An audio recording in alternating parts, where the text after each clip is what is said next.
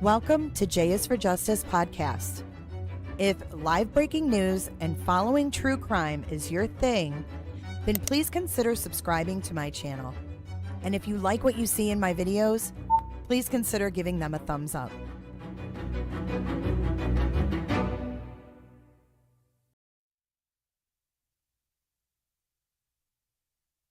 Good morning. Good morning, YouTube. Good morning, cooters and cooterettes and clickers and clickerettes. Welcome to J is for Justice, true crime channel. We are waiting for a press conference. Someone asked, are they doing a press conference? The answer is yes, ma'am, they are. But we're going to go over this article really quick. So, suspect in Gilgo Beach serial killings is charged in the death of a seventh woman. When will the number stop for Rex Heuermann? This is Valerie Mack. Justice for Valerie.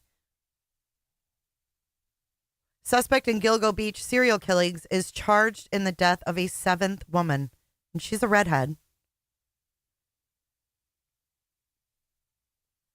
Riverhead, New York. The New York architect facing murder charges in a string of deaths known as the Gilgo Beach killings was charged on Tuesday in the death of a seventh woman. Rex Heuermann was charged with killing Valerie Mack, whose remains were first found on Long Island in 2000. Mack, 24, had been working as an escort in Philly, was last seen by her family that year in New Jersey. Mack's partial skeletal remains were found in Manorville, New York in 2000, about 50 miles east of where more of her remains were discovered on Gilgo Beach more than 10 years later. This poor girl. They were unidentified until genetic testing revealed her identity in 2020. This poor girl went 20 years without an identity on her remains. Human hair found with Mack's remains were sent for testing earlier this year and found to be a likely match with the genetic profile of Heuermann's daughter. Prosecutors said in court papers, this is the one. She had Heuermann's daughter's freaking hair on her. Holy, this is one of the victims with Heuermann's daughter's hair. Let's read that again. Human hair found with Mack's remains was sent for testing earlier this year and found to be a likely match with the genetic profile of Heuermann's daughter.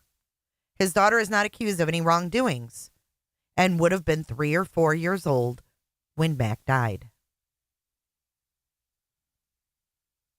Heuermann was set to appear in court on Tuesday. The Suffolk County District Attorney's Office was expected to hold a news conference alongside local and state law enforcement following the court appearance. Heuermann is previously charged with killing 6 other women whose remains were found on Long Island.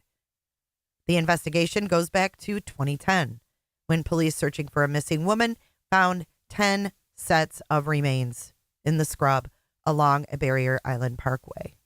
Over the years, investigators have used DNA and other clues to identify the victims, many of whom were sex workers. In some cases, they connected them to remains found elsewhere on Long Island years previously.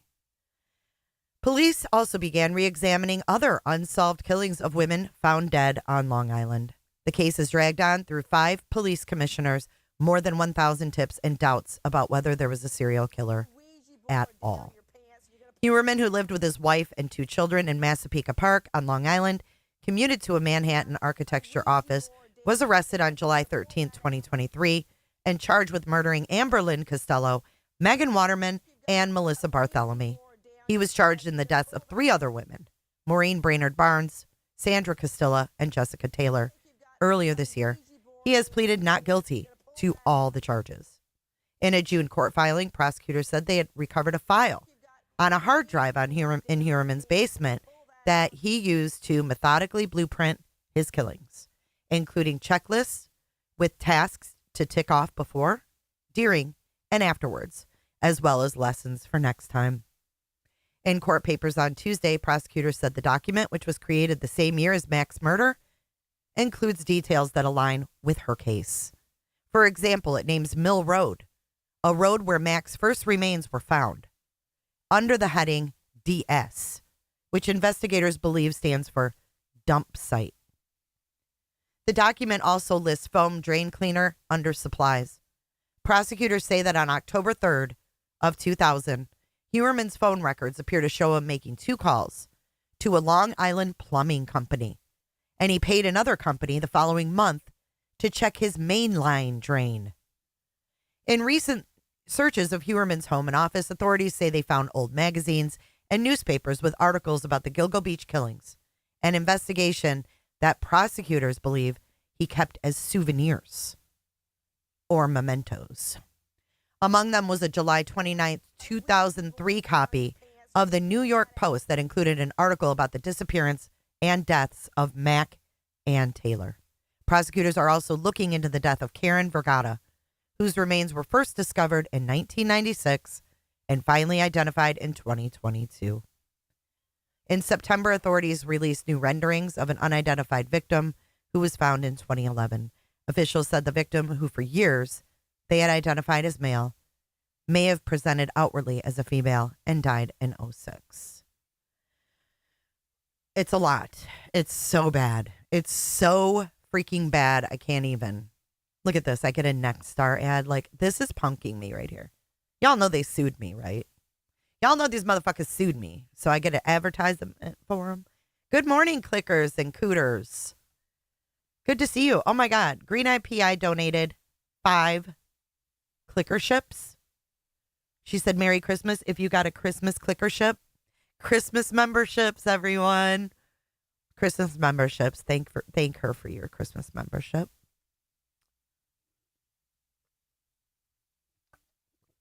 Mrs. Smith, thank you for being a member for 6 months. I love the clickers. We love you too, baby. Did Flo also come in hot? Bye you, babe. 2 months. Good morning, cooters. Good to see you, Flo and Melissa B. Kelsey. What if I called you Kelsey? Would you get mad? Who else we got here? Where's Shell? Wake up. Someone wake up, Shell. Okay, let's see what we've got going on here on Instagram. I have no idea why this guy, Ray Turney, he only does his press conferences on Insta. And there's nothing live yet. And they said 11, but they said the time was subject to change, and I didn't want to lose it. I didn't want to miss it. One-Eyed gifted 5 J for Justice memberships just now. Christmas memberships. Welcome, new clickers. So generous. Merry Christmas. You know what we need? You know what I'm going to do? I'm going to change it. It's a little late, but I'm going to change it. Instead of Nancy, I'm going to have Christmas bells. You wouldn't be mad at all? Kelsey. It just seems weird to call you Kelsey. Hey, Sarah. Good morning, Diane. Good morning, everybody coming in. We're waiting for the press conference. Good morning, Froggy.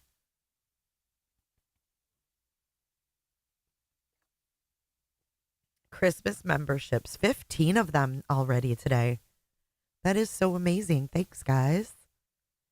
Thank you to everybody who sends coffee and pizzas, too. I know that a lot of you have been doing that, so I want to thank you for that. Green-Eyed, I'm coming in hot with another Christmas membership. Combat Vet, welcome. Jolly old cooters over here. Hi, Helen. Lori Gagnon, good morning from Alberta, Canada. Hey, let me know what your temperature is this morning. Let's compare temperatures. I'll look mine up while y'all look yours up. It's actually kind of warm. I had to shut the door. It's 75 and fair here. High of 81. Damn, Green-Eyed. I'm going to have to get those bells going. It feels weird to call me Jennifer. Yeah, it feels weird to call you Kelsey. It feels too official. Hey, 911. Yeah, if you guys could all hit that like button. Let's see if we can get 187 likes right now. excuse me, we have 187 people here. Let's see if we can get 187 likes. I'm going to keep refreshing this because I don't know how Insta works. I'm assuming it'll just pop up when it starts. All right, let's see where you guys are. 60 in Bama, 67 in LA, 66, 42, 49, 77, Palm Beach. Lamala, that sounds perfect. Brevard, it's 78. Kentucky, it's 47. Ooh, 42 in Toronto. That ain't too bad. 36 in Kansas City. That's cold. 34 Chicago. It's about average, right, Shutter? 70 in South Louisiana. 36 in Michigan. 20 in Arizona. Ooh, Helen, that's chilly. They did say 11, Frenchie, but they said the time was subject to change due to the hearing beforehand. So I wasn't sure if it might start early. I wanted to be here. 22, dark as night in Still, Montana. It's still dark as night. Isn't that crazy? 41. Houston, it's 70. Sarra, I do. 49 in West Virginia. Autism Mom of 2, which is our Sherry. Thank you for your super chat. 37 in Wisconsin. Yeah, I've been thinking about everybody in Wisconsin. We covered that school shooting yesterday. It was horrible. Oklahoma City, 48. Clearmont, Florida, 76. Bees Knees. Yeah, Frenchie, I didn't want to miss it. Minus 25 Celsius. 39, Salt Lake City. 57. Hey, Robat. 57 in South Carolina. Oddly warm for this place. 32 in Wisconsin. Feels like 18. I was waiting for that wind chill to come in. 51 in England. Not too bad, Angelica. 12 golden Christmas memberships. Yeah, on the 12th day of Christmas, Green Eyed gave to me 12 clicker ships. And a partridge in a pear tree. Lamala says, I'm jealous. I want cooler weather. Oh, Lamala, be careful what you wish for. I used to live in Michigan, and it gets cold. It gets really cold. Oh, I know, 911. It's hard to even, I mean, I can't even really fathom it. Like, I can't fathom those kind of disasters and it happening to my kids, let alone at Christmas time. It's freaking terrible. It really is. Oh. It's so cold in the deep. How the fuck do we supposed to keep peace? Yeah, Adaz, you get a membership and you get a membership.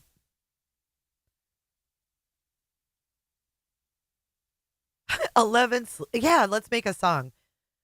Just Teresa, 40 and Foggy in the D. How you doing, Teresa? Merry Christmas, Happy Holidays. 11 Sleepy Britneys. 10 Sean live streams.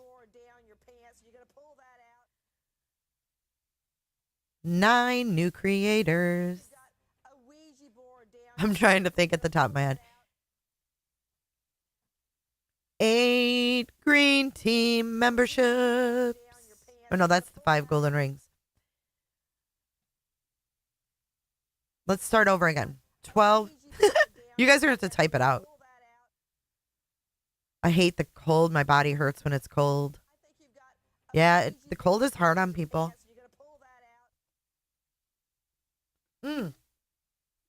Holy crap. Flo just donated more clicker ships, you guys. 5 more. If you guys are the lucky recipients, make sure you thank One-Eyed Flobo. Isn't that awful, Teresa? A second grader is the one that called 911. It's so fucked. The 12th day needs to be changed to 1202. How about we just make it? And 7 new lies from Nick. 6 lies debunked. 5 snoring Britneys. 4 CPS reports. 3 blue gumballs. 2 what? Burner phones. Oh my God, 9 bank of records. Puzzle tattoos. You guys are so funny.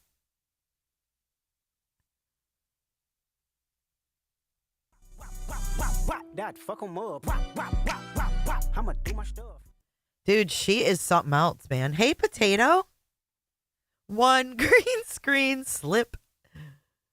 And a green screen slip by Tony. We're just making, you didn't miss anything yet, Cheryl. We're waiting for the press conference, and we're making up a Christmas song.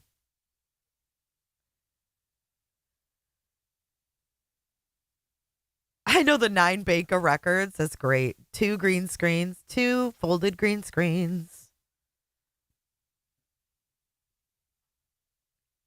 Hey, Misty. Green hoodie.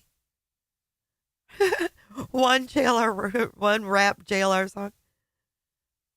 Oh, yeah, the Rico lawsuit. I'll make a whole song. I got to now. That's funny. 1 wop, wop, wop, wop. I could really get creative with that. You guys are so funny. 1 idiot on the YouTube streets. I really like the 9 bank of records. Do they want my bank of records? It has to be 3 wop, wop, wop, wop. It's 4 wops, though. 4 wop, wop, wop, wop. Oh, man, y'all are crazy. But I love it. I love you. I love your craziness. Shutterbug, we really should. 1 cooter cackling. 1. Wait.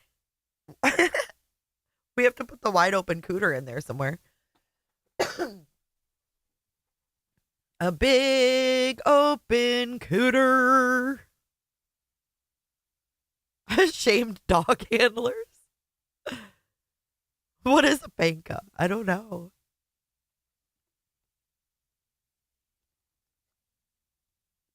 Well, I think it is wop, wop, wop, wop. Wait, let's play it.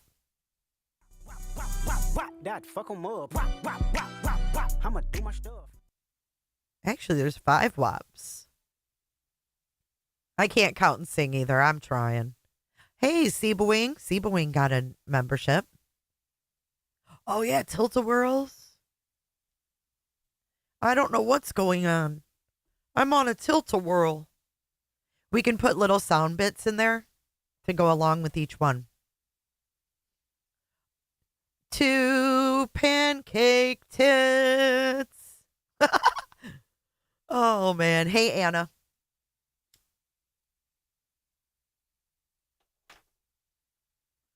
Hey, Debbie from Detroit. Good to see ya. If you're just joining, we are waiting for the press conference to begin. It's supposed to be started at 11. We're early. So we're just shooting the shit.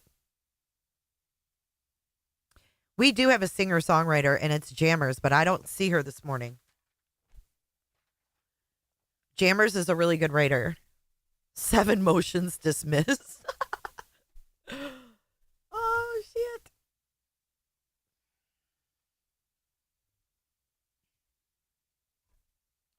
Where's my good pens? I'm going to write down some of these ideas. Teenage and cavies.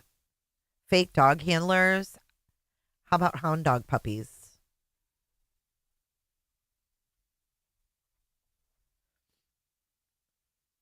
Good morning, Amy. Good to see ya.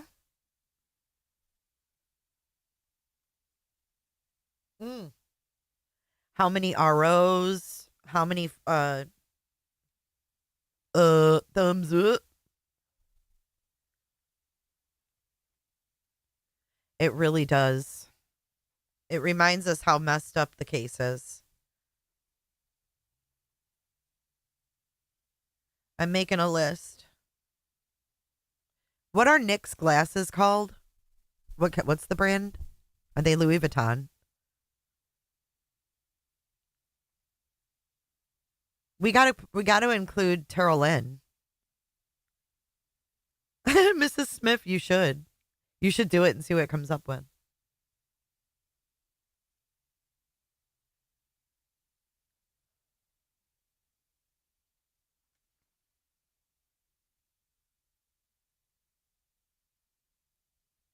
We could make a song about Tara Lynn. She's going to the parking lot, checking them twice.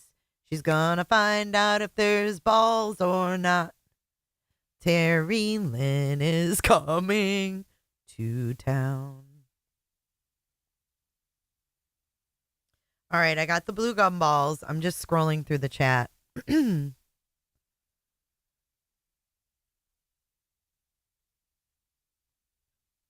Shame dog handlers.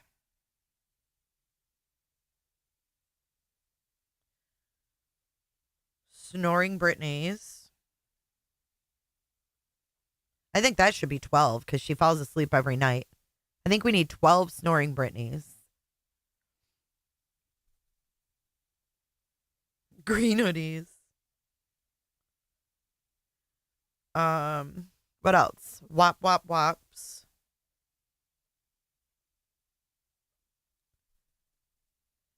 Let's see. Oh, Bank of Records. I'm scrolling up. Herpy and Nick's lip. Oh my god. Timu teeth.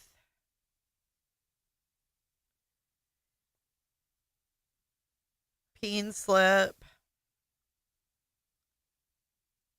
Creased green screens. Gray sausages.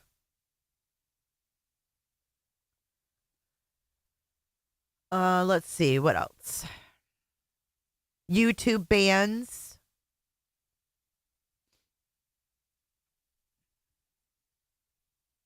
Oh, what about email packets?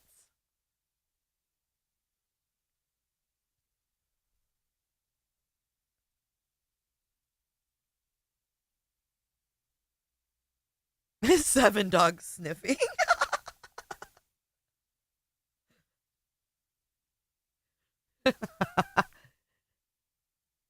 And one momming it up. Fucking momming it up. That chick is probably the craziest out of all of them. She's the most underrated crazy of them all. 9 hairy clams. Dreaded clams. Dreaded clams. Dreaded clams. Now they're not, it's no longer the hairy clams or whatever. They're dreaded cooters and clams. We might need a whole CD at this point. Oh, yeah. Tilt-a-Worlds. Marching bands. Marching bands is perfect. 5 golden cooters.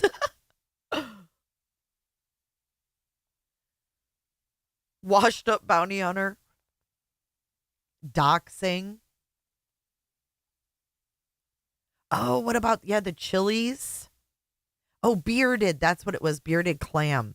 But now they're dreaded bearded clams. Bearded donuts. What's a bearded donut? It's on, Leslie? Thank you. Here we go, guys.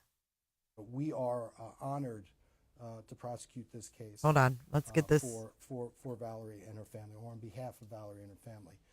And again, I think the Mack family is emblematic of the other families in this case who have steadfastly stood by their loved ones and jealously guarded their memories. And we have nothing but respect and admiration for those victims' families. It's really quiet. We also, speaking of gratitude, I want to mention our task force partners, some of whom I haven't mentioned here before, Of course, we have our great sheriffs, Suffolk County Sheriff's Department, Sheriff Errol Toulon Jr. I know I spoke with Undersheriffs Steve Kios and Keith Taylor. They're here to support us, and as well as the task force. Our Suffolk County Police Department, we have Acting Commissioner Rob Waring, who I spoke to, and I saw Deputy Police Commissioners Kevin Catalina and Daryl Simmons. So I know, among others, we have this homicide squad led by Kevin Byer, as well as Sergeant Stephen Geyer. Inspector Sean Barron from the Suffolk County PD is with us here today. I want to thank the Suffolk County PD, both the agency as well as the Homicide Bureau, for their work on this and many other cases. We have the New York State Police, Major Stephen Udise, Captain Ken Gine, and his team, who've been instrumental in the task force and the great work that they've done, and I want to thank them. We have FBI. Supervisory Special Agent Don Osbacher's here. Special Agent Craig Mateo, I believe, is here. But the FBI has been and continues to be tremendous help in this case, and we certainly want to thank them going forward. And we really appreciate the work that they've done and the work that they continue to do for us. United States Secret Service, I don't know if they're here, but they've been assisting with a lot of the electronic devices, so we want to certainly thank them as well. New York City OCME, somehow I neglected to thank them through all of the various superseding indictments. Specifically, I want to thank their anthropology unit and their forensic biology department. They were working here in Suffolk during the commission of many of these crimes, and so they've come back to Suffolk to assist us in our investigation and prosecution of these cases, and they've done a tremendous job, and we certainly want to thank them, as well as our medical examiner's office in Suffolk County, led by Odette Hall. Dr. Hall has been tremendous in this case. Of course, our own Suffolk County Crime Lab with Director Constance Dinkel and her team. They have, again, like all of these partners, not only do they help us with the Gilgo cases, they help us with so many more cases, and we certainly thank them. I want to thank my own team, led by Chief Investigator Rich Zacharis, the ADAs who I've worked with, who are doing a tremendous job, and everyone.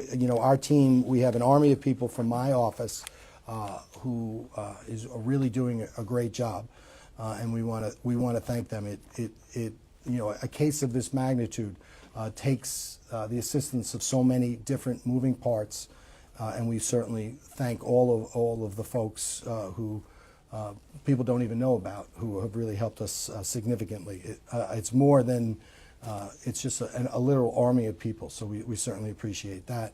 As we've said, we are not limiting this investigation to Gilgo Beach. We've moved off of the beach. I think that if you had asked me when we started this, could we potentially get to the place where we are now? I think that we thought that this was a possibility, and we're just very happy that we're here. So we're going to continue to work these cases. We're going to continue to prepare these cases for trial. Regarding the murder of Valerie Mack, most of it is in the discovery letter, so I'm not going to repeat. Suffice to say that Valerie's body was discovered on November 19, 2000, in a wooded area off of Mill Road by hunters. From there, we worked the case. According to the bail document, as you see, the evidence is we have mitochondrial DNA from a hair that was found on the body of Valerie Mack, which was portion of the body of Valerie Mack, which was found off of Mill Road. That hair, mitochondrial DNA analysis was performed, and that hair was consistent with the mitochondrial DNA profiles of both Asa Heuermann and her daughter, Asa Ellerup, and her daughter, Victoria Heuermann. And I believe the numbers are to an exclusion of 99.96% of the population. Similar to the other cases, we then sent that hair out for nuclear DNA analysis, and because it's nuclear DNA, it's much more discriminating, and the profile came back, the most conservative estimate was 1.31 times 10 to the 356th power. So again, you take that 1.31, you move the decimal point over 356 times, and that's the number that you get, which excludes that percentage of the population, but includes, in this case, it was, I believe it was Victoria Heuermann again. So that's where we are. We in the bail letter we've placed some other evidence with regard to the planning document, specifically, if you recall, the HK document, which we've referred to as the planning document. We see that one of the dump sites which were discussed in that document was Mill Road, which was the road that Valerie was found in the vicinity of. We also have seen during our searches a number of articles with regard to the Gilgo Beach investigation in various publications like People. There was a New York Times Magazine article about the Gilgo investigation, which was found in the defendant's safe, as well as other news articles in which the discovery of the bodies of Sandra, Jessica, and Valerie are found. And those newspapers were retained by the defendant, as well as information when Valerie was identified, when she was positive, when she went from being, I believe she was Jane Doe number 6, and then through the work of the FBI, we were able to establish that it was Valerie, that the body was Valerie's. There was internet searches done from devices controlled by the defendant at or around the time that she was first identified. That's the evidence in this case. Again, it's just that. It's evidence, it's allegations, and we look forward to proving them at court. But I'll turn it over for questions now. Does the Mack family want to say anything? Do they want to come forward and speak about this and maybe finally answer? We spoke to the Mack family. I don't believe that they want to give a statement at this time. I can tell you that I had the opportunity to speak. They are very grateful. They are very grateful for the small bit of closure that the task force has been able to provide, and it was very interesting to us. And well, I'll step back. They're thankful for all the investigators. Stemming right back from the very origins of the case and the diligent work that was done in this case, and they're grateful for that. And I had the opportunity to share with the Mack family the reactions of some of the older investigators when we reached out to them and told them that we had gotten some traction in the case. The excitement on those, the palpable excitement that we got from those investigators, made it obvious to us that the lives of these women matter, and we as investigators, we understand that. Obviously, no one understands it more than the families. So again, we're just delighted and honored and privileged to be able to work with these families. And again, there's not so much we can do, but at least we provide them with a small measure of closure. Sir, the bail application, the evidence and the allegations you mentioned, things that are found either in the home or his office. I wasn't sure if that is the Manhattan office, but you talked also about the newspaper articles. There was evidence of a plumber being called to the home. Could you go over any of that? Yeah, so, if you look at She asked about the plumber planning document, it's discussed of foam, drain foaming cleaner, and issues with regard to that. And at around the time of the commission of this crime, there was a plumber did go to the Heuermann residence. So you're thinking that some of the murders could have taken place in the home? Well, I mean, obviously, we don't have to specifically prove where they happened. We just, we have to we have other elements that we need to prove. But I think if you look at this case, if you look at the planning document, if you look at the adhesive staining on the walls in a sort of enclosed pattern, certainly all of that is consistent with the commission of those murders occurring at the home. D.A. Tierney, Peach's toddler You've got daughter a was found Ouija very board close down in your Ocean pants, Parkway you're gonna to pull Valerie that Mack. out. Would that lead you to believe that Rex Heuermann could be responsible for the murder of the toddler and Peaches? Doesn't matter what I believe, as I say, matters what I can prove. And what we've done, and to the extent we've been able to have success, is you take each one of these cases, you take each one of the location of the bodies, and you use that as a separate investigation and a separate crime scene until you're specifically given clues which allow you to put them together. So until we're able to do that, we won't speak on that, and we speak through indictments. Well, a quick follow-up. When Rex Heuermann loudly proclaimed in court that he's not guilty of any of these charges, just your thought. Listen, that's the process, and right now he's absolutely right. These are allegations, and it's our obligation to prove them. So we're going to be held to our burden, we're going to be held to our task, and we look forward to doing that. Can you comment on whether or not there's any evidence that Asa Elrup was out of town when Valerie Mack disappeared? It's not included in the bail letter, so we're not going to discuss that at this time. That's been consistent throughout.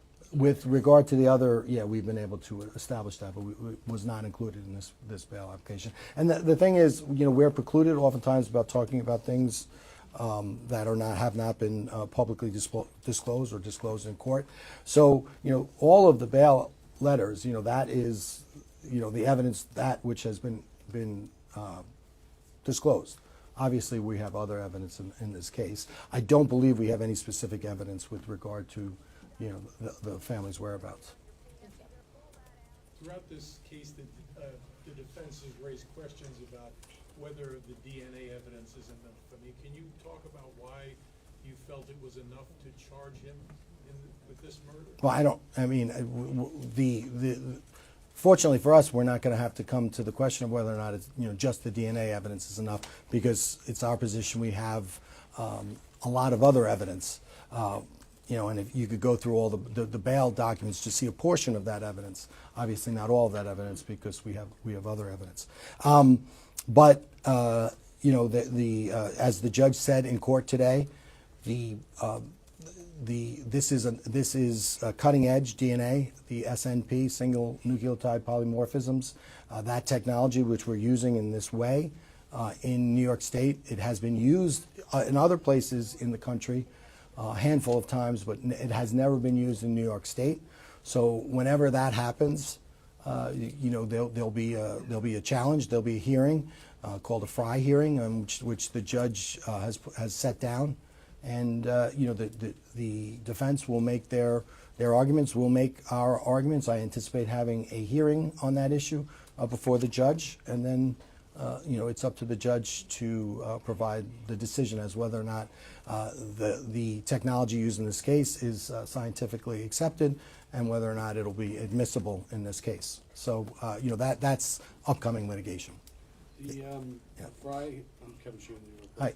The Fry hearing you just mentioned, that's coming up in January.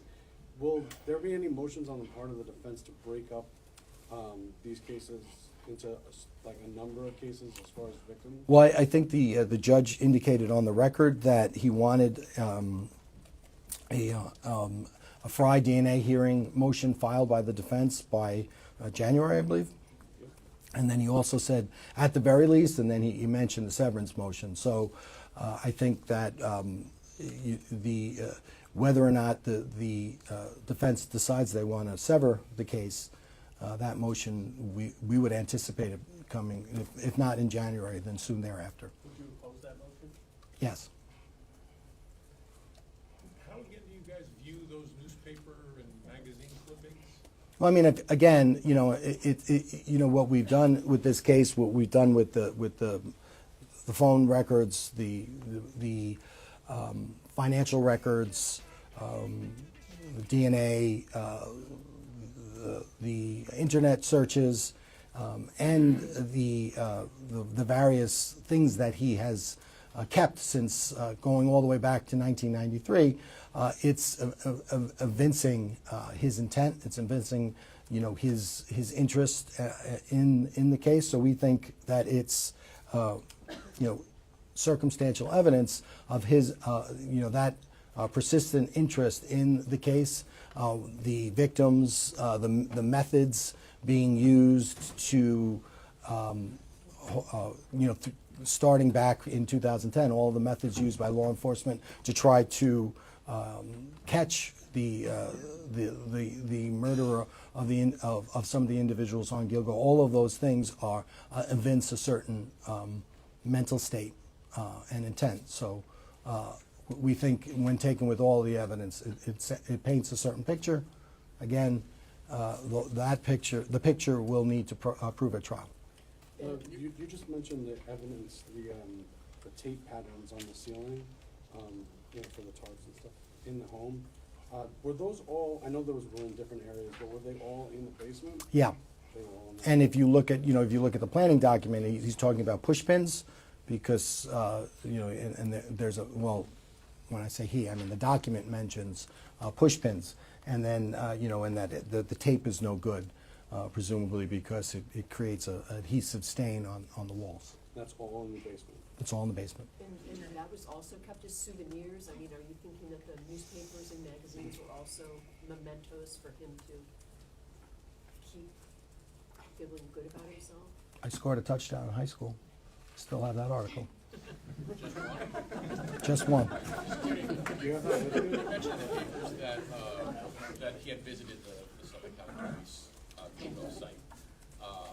Is there a number? I'm sorry?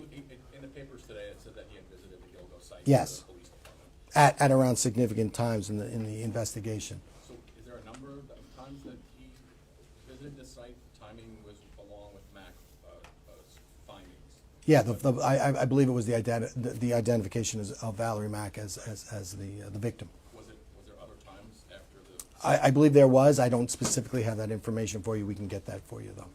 Right, any anticipation when this is finally going to go to trial, or are you content to sort of leave it like this while you investigate numerous other murders? No, I'm not content at all. And it doesn't really matter whether I'm content or not. It matters whether the judge is content.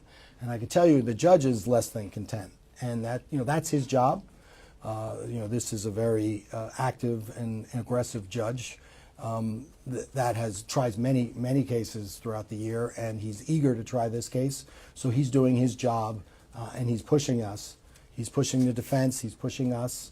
Obviously now when you're talking about 7 separate murders going back from 1993, you have missing persons reports from other outside jurisdictions in New York, outside jurisdictions from the state. All of that, we have tips, all of that, you have forensic material and evidence. All of that has to be provided to the defense, which we're working through. So it is a difficult task. I would say that the judge understands that, but he's also pushing us, and so we're going to go ahead and we're going to go ahead and comply with the judge and get ready. The first step, it sounds like the first step is going to be the Fry hearing, so we have a lot of work to do with that. That's going to presumably they will have experts. We're going to have experts. And we'll have that hearing. 2025, 2026? Well, I mean, I think the judge said late February, or if not late February, perhaps early March of the ensuing year. Yeah. So is it safe to presume that there would be no more, that this would be the last indictment before a trial? This is the most unique case that I think I've ever done, and we go all the way back to its origins, and we talk about the uniqueness of this case, where we took a cold case, we developed a suspect, and then we were off and running, and then you had this tension between putting your case together for the grand jury, maintaining the secrecy of the case, pre-indictment, and then also providing for public safety. And then, you know, the tension between all that resulted in you know, the case coming down in July. Well, now we have this. This tension where we have to prepare what we've charged for trial, but we also have to continue to investigate all. And again, we have a cold case unit, you know, that we're working with the Suffolk County PD, state troopers, you know, federal partners, Suffolk County sheriffs. So we're working on those cold cases. So the business of Suffolk County law enforcement cannot stop with this case. So there's always that tension. We've got to provide this case, you know, for trial. This judge will not take any excuses, so we've got to do that. But we've got an obligation to continue to investigate these cases and provide closure to as many families as we can. And that's whether or not, you know, these result in additional charges for anyone. And obviously we don't know that until we charge. But, you know, that the answer to that question unfortunately changes on a daily basis depending upon, you know, the evidence we receive and the input we receive. Has the judge indicated at all, let's get this moving? I mean, he's, you know, he's an aggressive judge, you know, we've seen how he works. Yeah, he says that, you know, he wants, you know, again, you know, he was a defense attorney for a long time. He was a prosecutor for a long time. He's a judge for a long time. He's done a lot of these cases from every conceivable vantage point, so he understands. But by the same token, you know, he's pushing us. So, you know, that's, you know, we have to, you know, first and foremost, we have to comply with the court, which we intend to do. The attorney, what's the status of the funds that you had said were tied up? Still tied up. And what about other victims, Karen Brigada and the other, you know, unsolved murders? Yeah, I mean, you know, again, we have, you know, we started the cold case unit. We have a number of cases. Karen Brigada is one of those victims. So we'll continue to work those cases. But as we've been saying, those cases, those bodies, you know, they're separate investigations, separate crime scenes until we can speak to an indictment otherwise, whether they're related or not. Are you hindered in any way because you don't have the money yet? I mean, I think to a certain extent, law enforcement, everybody in life is hindered because you never have enough resources. But, you know, I think we're managing very well. It would be nice to have that money, but you know, we have great partners. We have our Suffolk County executive, our Suffolk County legislature is very sympathetic to what we're doing. So, you know, it would be great to have that money, but it's not like, you know, if something needs to be done, it gets done. The big difference, I think, is it's just, you know, as far as it's not, you know, rocket science providing all of this digital evidence, but it is important and it's specific work, and the more hands you have on it, you know, the quicker it'll get done, and having that federal money would be very helpful in that regard. DA, I just wanted to give others an option to speak if they wanted to. I know Valerie Mack's family are not ready. Are there any? Well, I think Ms. Alred is going to be having a press conference after me, so I believe she represents most of the victims in this case. So I'll leave that to her and to them. Gloria Alred is going to have another press conference after this one, guys. It indicated that it was found in the basement vaults. Can you clarify, is that like a vault where, is it the entire thing? Is this where you found the tape and the push pins? Like, No, that's in in the vault? Yeah, the vault is just where the gun vault. Okay, so that's so where it was things- behind a, you know, it was locked. So in And addition to the guns, there there was that specific document, among other things. So was in the gun vault in a safe, inside the gun vault? Well, I mean, Inside the gun vault. it was inside the gun vault. But not locked in the safe inside? No, well, the gun vault, in effect, is a giant safe. DA? Yes. You've said that the evidence is leading you to believe that murders could have taken place in the basement with the adhesive tape stains and the reference to push pins. Is it your belief that most of the murders might have taken place there and he was comfortable in that environment and it wouldn't have happened outside the jurisdiction of his home? Well, again, you know, belief and you know, you look at the HK document and you look at, you know, the HK document evinces two things. Clearly, it evinces intent most obviously, but it also evinces careful and meticulous planning. So, and there's certainly a modus operandi with regard to the commission of these cases. Certainly, there are a lot of similarities between, Jessica and Valerie, and I think that's, and again, the victims that were found off of Gilgo, or at least partially, in some instances, that we found them earlier, right? So we had more more evidence, more indication of what happened to them. But I mean, if you look at all the victims, and then in the context of all the evidence in the case, it would certainly appear that the house figured prominently. And again, with many, if not all, of the victims, we were able to establish that the family was out of the house at the time of the time the victims went missing. What I noticed in the document is that it says that Valerie Mack was killed or had been dead between 2 and 8 weeks, and so that suggests a longer period of time of when she was actually killed. I mean, do you have any reason to believe she was kept in the house for a long time before she was brought to the woods? Yeah, well, we're not going to speak to that. I mean, I think we the only thing we're able to do is estimate through forensic experts, given the condition of the crime scene, and that's where that 2 and 8 period time frame comes from. Thanks, sir. Okay, thank you very much. Thank you. All right, that was District Attorney Ray Turney, and he said that Gloria Alred is going to be live after him. So now we have to find that, because that is concluded. So we heard about the new charges. Valerie Mack is the new added to the docket. Let's see here. Gilgo Beach.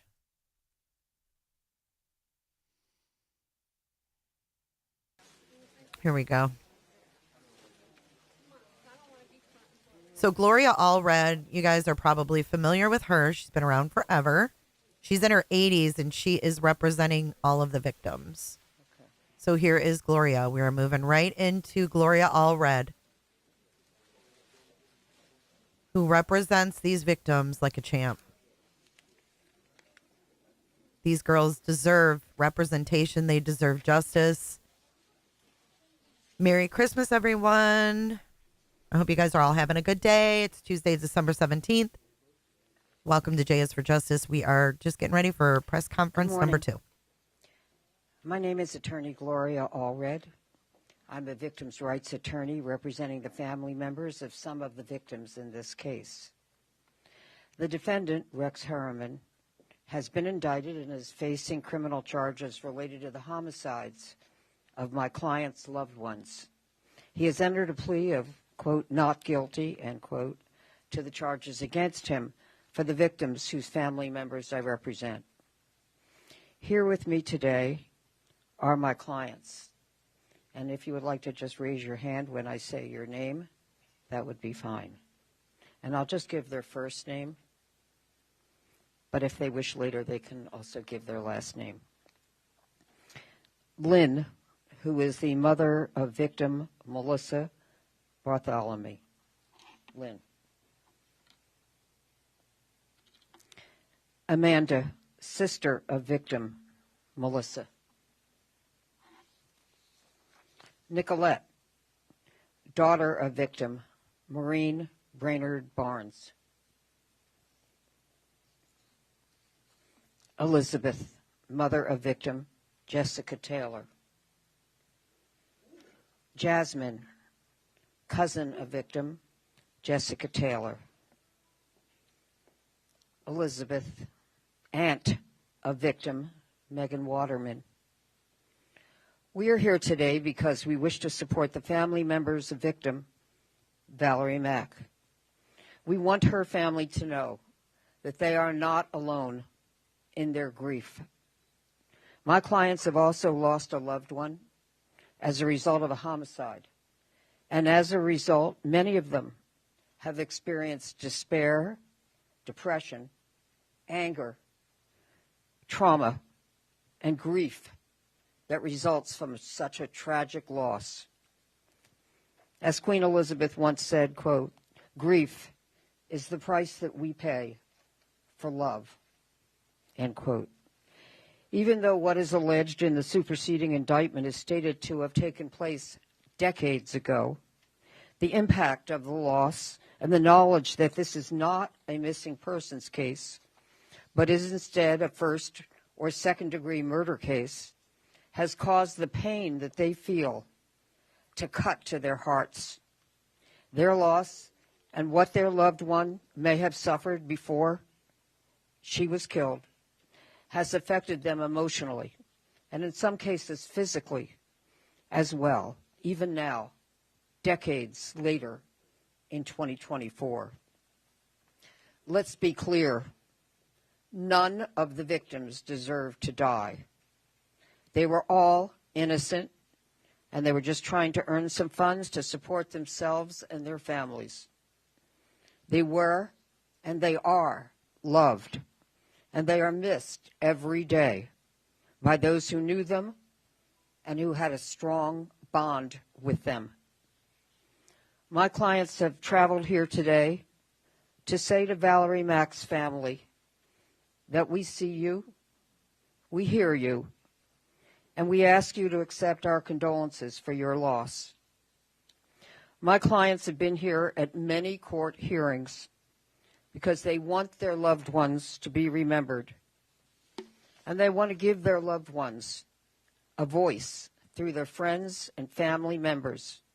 And in addition, they support each other.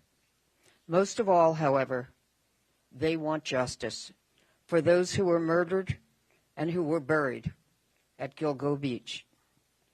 There can be no healing without justice, and no justice unless whoever committed these most serious crimes against the victims is held accountable in a court of law. My clients also want to know the truth of what happened to those they loved and still love. They want both the truth and justice, because there can be no justice without the truth, and there can be no truth without justice. These family members whom I represent have shed many tears throughout this process. We thank them for the courage that they have demonstrated in order to honor their loved ones and win the legal justice that they all deserve. And at this point, while they are not going to be answering any questions today, we would like to show our support for the family of Valerie Mack, and to do so by presenting a flower in honor of Valerie. So, thank you. First person would be Lynn. I'm not crying. who's You mother are. of victim Melissa Bartholomew.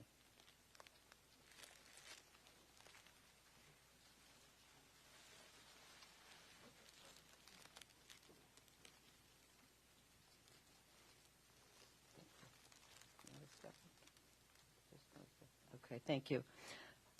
Amanda, sister of victim Melissa.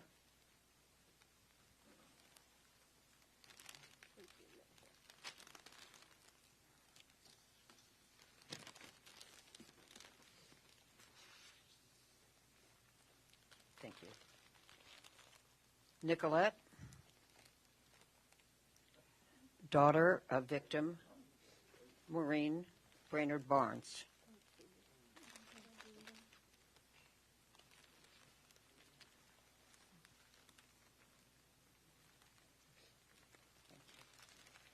Melissa, sister of victim Maureen Brainerd Barnes.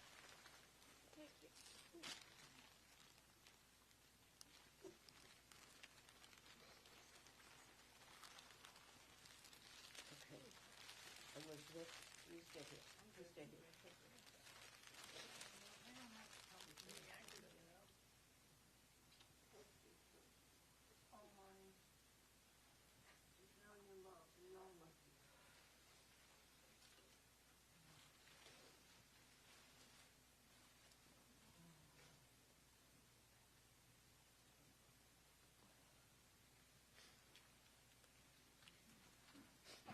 Jasmine?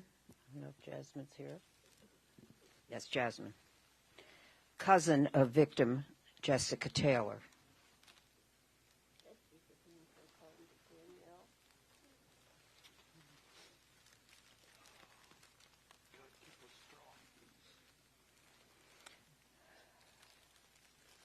Thank you. Elizabeth, aunt of victim Megan Waterman.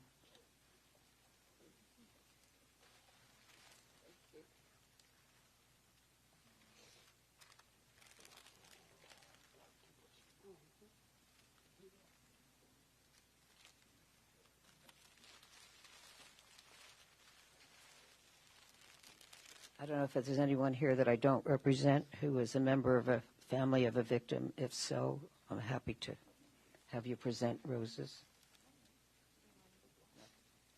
Okay, this will be for me.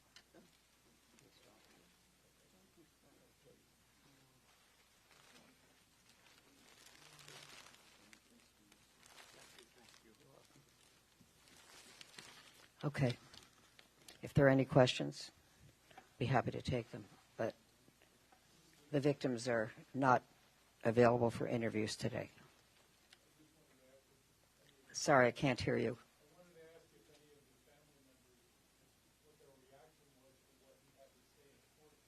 When he said not guilty?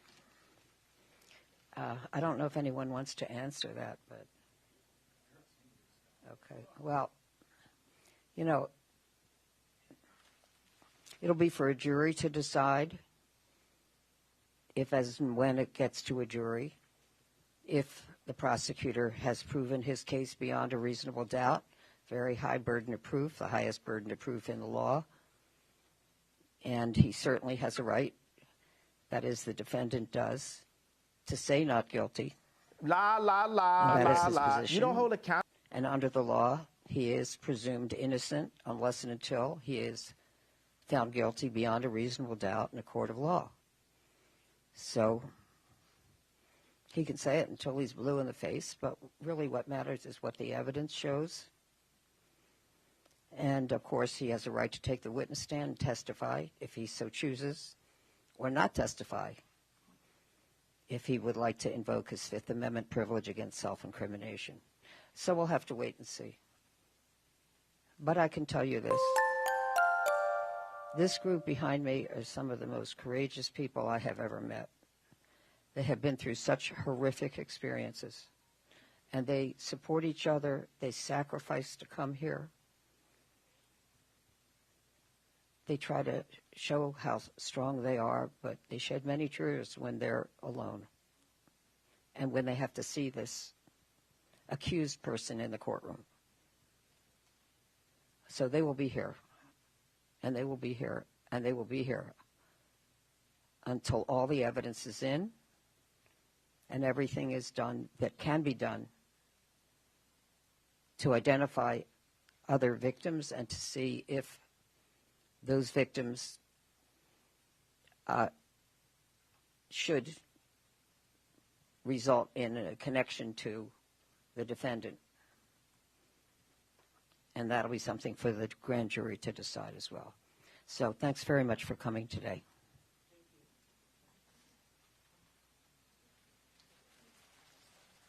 Oh, man. How can you not shed a tear watching that? I mean, these people, it's been since 2000. Some of them earlier in the 90s. Thank you, Flo, for putting the playlist. I do have some deep dives of other victims that could be Rex Heuermann's. Unsolved deaths and things.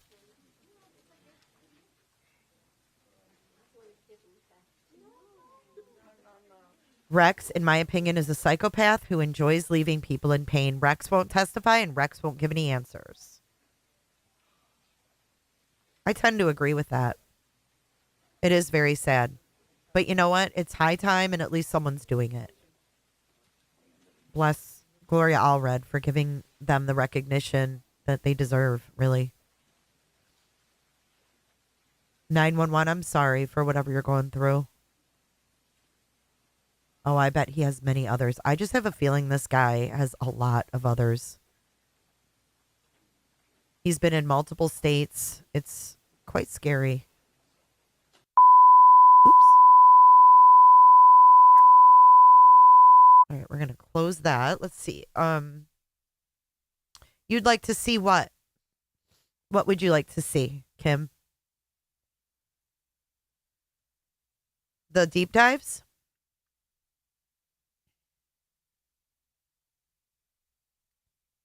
I have a lot of videos, actually. We've been covering this. There's been like, gosh, we covered the 4th charge and Gloria Alred. That was 11 months ago. Hold on, let me close this. And let's go back here. I'm not done with y'all yet.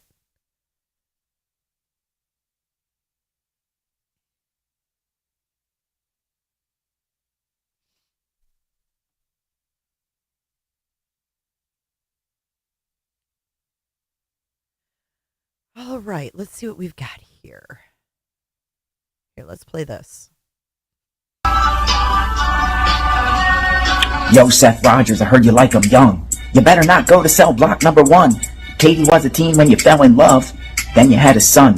Sebastian go missing and now you play dumb. Now you suspect number 1. Wah, wah, wah, wah, wah. Done, you messed up. Wah, wah, wah, wah, wah. You done messed up. Now you're under fire for messing with a minor. They ain't like me. They ain't like us. They ain't like us. They ain't like us. Okay, I thought I'd throw that in there because it popped up. Good, because I'm late. Yeah, more friends time. What's up, Feminem? So if you look at my playlist here,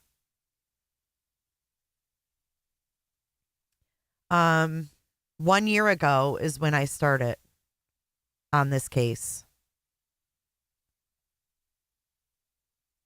So the very first one is this one, the hammer. My tool of choice is the hammer. This is creepy. Watch this. Hello, friends, and welcome back to J is for Justice. This is another J for J quickie.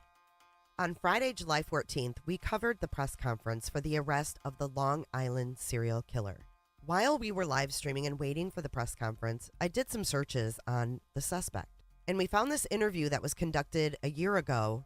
So I went back to find the video so I could give this guy credit, and I can't find it on YouTube anymore. But it was called Le Interview, and it was with a realty company in New York City. This is our suspect here that has been arrested for these horrific murders. So this is a year ago. This is a year ago, and I was new to Rex Heuermann. I didn't know who he was. Aw, thanks, Bayou. Thanks, Bayou. But I didn't know who he was. This is when we first realized who he was, and I found this damn interview. It was creepy. This guy's a demon. According to law enforcement, he's a demon. You work for the experience of doing architecture. You get your license to practice. Yeah. As your time goes on, you learn about the buildings and about the codes and the different buildings of time frames. I'm dealing with a building from the 1880s right now. You know how they react.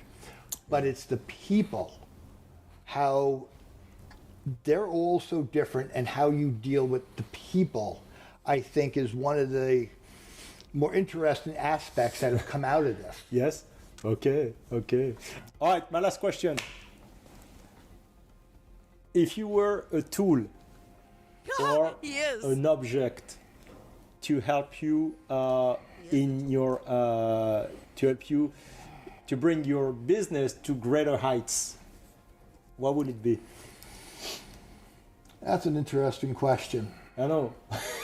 Because for what I do, we have to have so many tools in the toolbox. Just one. Just one. Just one. Or an object. It doesn't have to be a tool. What's he going to say? You know what? Yeah. I know. All right. One of the things I learned from my father was furniture building. Okay. He was an aerospace engineer and built satellites. And runs in the family, yeah. His dad built satellites. I wonder if Nick the Hat has hooked up with Rex yet about the satellites. And built furniture at home, and I still build it in the same exact workshop. So? I have one tool that's pretty much used in almost every job, and it's actually a cabinet maker's hammer. Oh, okay, cabinet maker hammer. Okay. It is persuasive enough when I need to persuade something. Not someone. Something.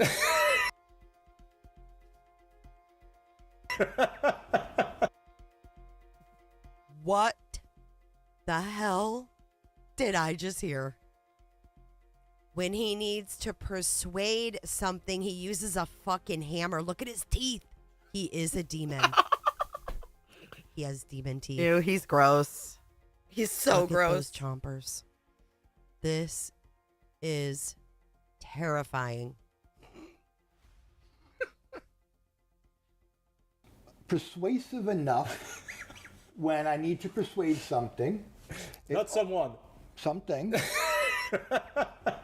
And it always yields excellent results. Yeah. And at the end of the project, whatever piece of furniture or what I'm working on, it always helps it come out beautifully. Oh my great. God. So you would be kind of that kind of hammer for your business? That's what you're saying? If that doesn't exist, that's what you would be? Sometimes I have to be the heavy framing hammer. Other times I'm the lightweight hammer just to nudge things along. All right, I guess it's a hammer. Nudge things along. That's it. To say I'm speechless would not even be the right word.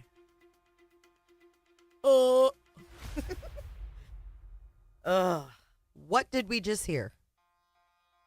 Yeah, construction term, but we've got a serial killer that's using that term, so it sounds a little differente.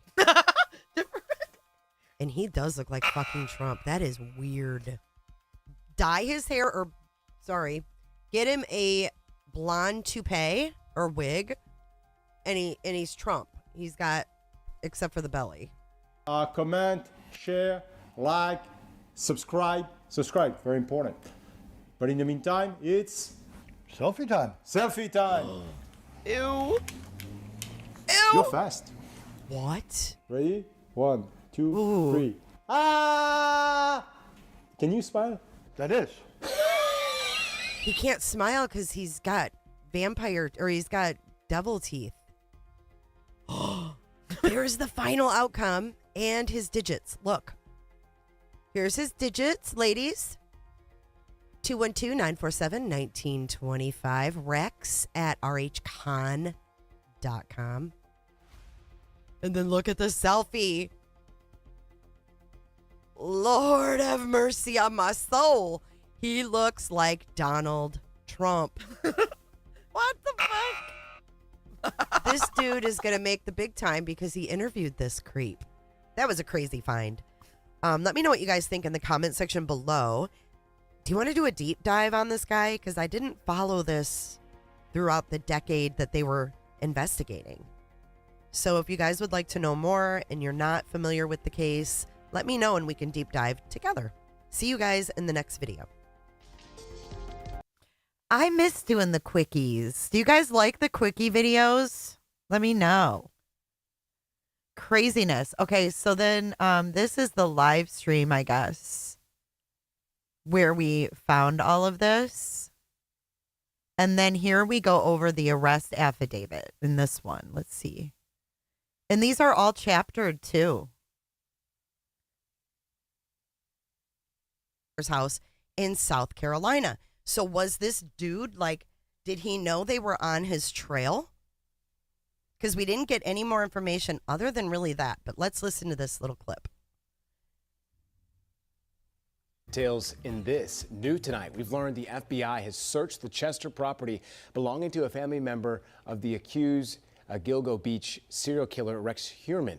His Chevy Avalanche, which was a key piece of evidence in cracking the case, was found at the property and is being taken back to New York for processing.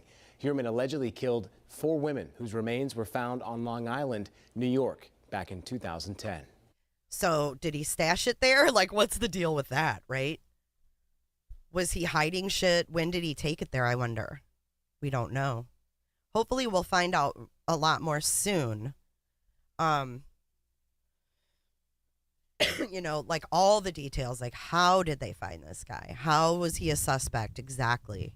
I know how they tracked him down once he was a suspect, but they're keeping that little bit of information close. Do I have videos of the other possible victims? Yes.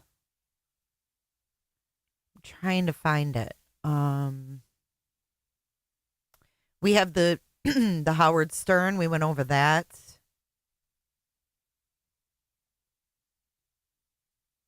Is he a suspect in the Jennifer Short kidnapping? There's this one. What is this? July 21st, 20. Is this Rex? Who is this dude? Is this his brother? That looks like the wife. Who is that? Yeah, this was really weird. Massapequa. Who was that, guys? Hey, Sin.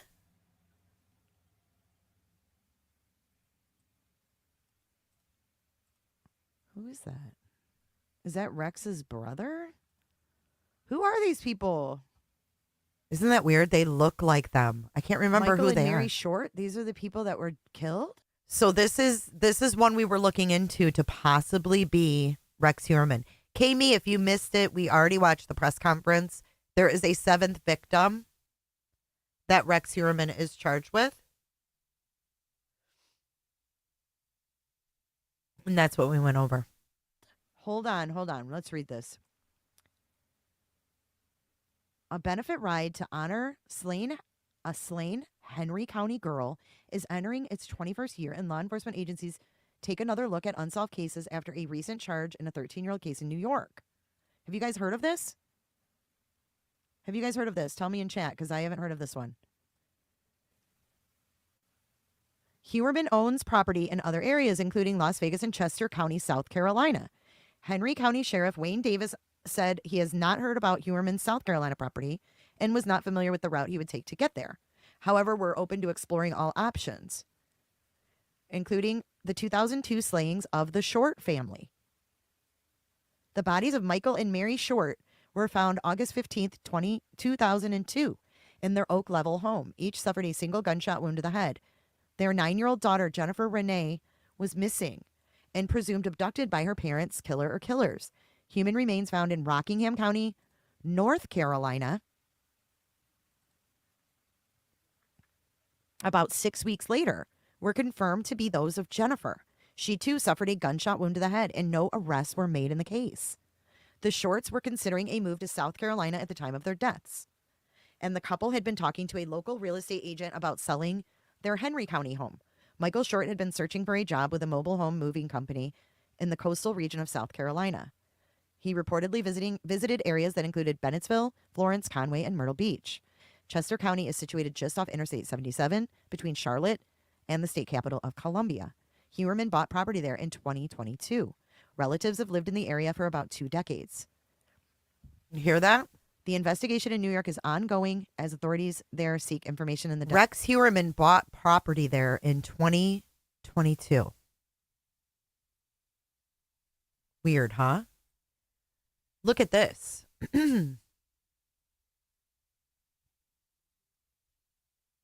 Here is the interviewer. And as you can imagine, the arrest sent shockwaves through a quiet Long Island neighborhood as police swarmed the suspect's home. CBS 2's Dick Brennan went to Massapequa Park to get reaction from some very stunned. Oh my God, thank you so much, Kels. Holy shit. Thank you for the $70 tip, Kels. That is so freaking generous. Happy holidays to you and yours. I'm waiting for the alert to come up. Where is it? Wop, wop, wop, wop, wop. Thank you, Kelsey. I don't know why it didn't come up on the screen, but thank you so much. On to neighbors. Into the night, people in Massapequa Park did their best to get a glimpse of the home of the suspected serial killer living right in their midst. It's creepy, really. I mean, if you look at the house, I mean, he kind of stands out, but it's creepy. It's weird. It's a quiet town. Everyone knows each other. Nothing really goes on. So it was just surprising to hear and kind of scary. I was like, holy crap. Unbelievable right now, town. James Pagano couldn't believe when he heard the name of the suspect because he went to high school with Rex Heuermann. He was very quiet, dark. Christ, he went to school with him. He went to school with him. Y'all, did you know that Rex Heuermann's, I think it's his grandfather, was a priest and he was involved in a sex ring in his church? Did you guys know that? Well, Merry Christmas to you, Kelsey, and I love your new pick. The red made goals and the green made goals today, guys. You are awesome. Kept to himself. He was very quiet, dark, kept to himself, and extremely intelligent, very smart. So just who is Rex Heuermann? He grew up on Long Island, but he worked in Midtown, an architect who ran a company called RH Consultants and Associates. How you doing? Good to see you. YouTuber Antoine Amira, who runs a page called Bonjour Realty, interviewed Heuermann about his work a year ago. Now, mind you, remember those people were looking to sell their house? He's interviewing with a realtor here, Bonjour Realty. And think about that short family, right? What does this job taught you about yourself? I think it's taught me more about how to understand people. Really what stood out is his attention to details. He was very knowledgeable, very detail-oriented. Amira told us Heuermann had a distinct physical presence. Intimidating, no. Imposing, yes, very, very imposing. He is a head above me, a very large person. I still remember his handshake when we met. Very strong. Wow. A very strong handshake. It was like you were shaking like a very thick piece of marble. That's how strong his hand was. CBS 2 was outside Heuermann's office at 36th and 5th as authorities carried out at least 4 computers, and now the investigation continues. The human nature is fascinating because you never know who you have in front of you. It's very unsettling at the same time, but also fascinating. That was the guy that interviewed him. The news did track him down. Pretty wild stuff, eh? What is this? But back to the playlist, July guys. 21st, 20, is this Rex? I thought that was Rex. Witness, I went to Rex Heuermann's sex party. Here's another quickie. Here you go. Hopefully we can get through this. This is about Rex Heuermann's sex parties in New York City. It is stories. Of course it's stories, but it sounds like they're definitely taking the stories seriously, and they're definitely looking into this. This is from what the commissioner really said. weird. So here is La Trapeze, New York City. Here's an actual article from 2009 sampling the delicacies at the La Trapeze Swingers Club. I wonder if Rex Heuermann was there. They get buzzed in. My bag bulging with swinger club supplies. I enlisted a friend and headed over to 17 East 27th Street on a Saturday night. Club rules stipulate that single men are not allowed inside. So as we neared the door, a guy stepped over to us. "Do you want any company?" he asked. "No," I replied as we were buzzed in. "We're just here for the hot buffet." We each paid our $30, and then the cashier delivered some bad news. No hot buffet tonight. When I expressed dismay, the bastard just chuckled, counting my money. Crestfallen, we decided to go in anyway. After all, we'd bought the socks. The cashier then issued us locker room passes with names on them. My friend was thrilled with her trashy new name, Crystal. I was stuck with Sarah. This is freaky. Okay, so these two went in undercover into this La Trapeze, and that's what we talk about here. But take a look. Here's some pictures. Thing out of a freaking movie. This is right by Rex Heuermann's office, too. FYI. This is the club. elite world of secret sex clubs. Look at. Oh my God. Sarah. Inside this place. La Trapeze. Hi, right Danielle. Here. Let's take a gander. Mark Jenkinson Photography. This is inside. Oh, this is all his photos. Hold on. We don't want to do that. Hit that thumbs up. We'll just look at it here. This is inside the club. Okay, you guys can check this out on your time. I had a request from Northern Beans. For those of you who don't know how they were caught or how the bodies were found, we're going to revisit Shannon Gilbert. This is Live Jay talking, by the way. It is very creepy. You can find all those videos in my playlist. I've done a lot of hard work. But I want to take you back. I think Beans has a really good idea. Let's see what happened. I'm Detective Lieutenant Kevin Byra, the commanding officer of the Suffolk County Police Homicide Section. This video was made to explain the circumstances surrounding the 3 911 calls made on the day Shannon Gilbert went missing. The full, unedited 911 calls are available, and I encourage people to listen to them in their entirety. Portions of the call taken out of context will sound sensational. During the early morning hours of May 1st, 2010, Shannon Gilbert, a Craigslist sex worker and resident of Jersey City, New Jersey, traveled from Manhattan to meet a client, Joseph Brewer, at his home at 8 The Fairway, Oak Beach, New York. Shannon was driven to Oak Beach from Manhattan by her driver, Michael Pack. Neither one was familiar with the area, neither one had been there before, and neither one had met Brewer before. Pack waited in the car while Shannon was inside with Brewer. Pack was her de facto security. At 4:51 a.m., while at Brewer's house, Shannon called 911. This call lasts for more than 21 minutes. At times, Shannon is speaking calmly, but slurring her words. At times, she is not responsive, and at times, she is screaming. During this call, Brewer and Pack are heard trying to get Shannon to leave the house.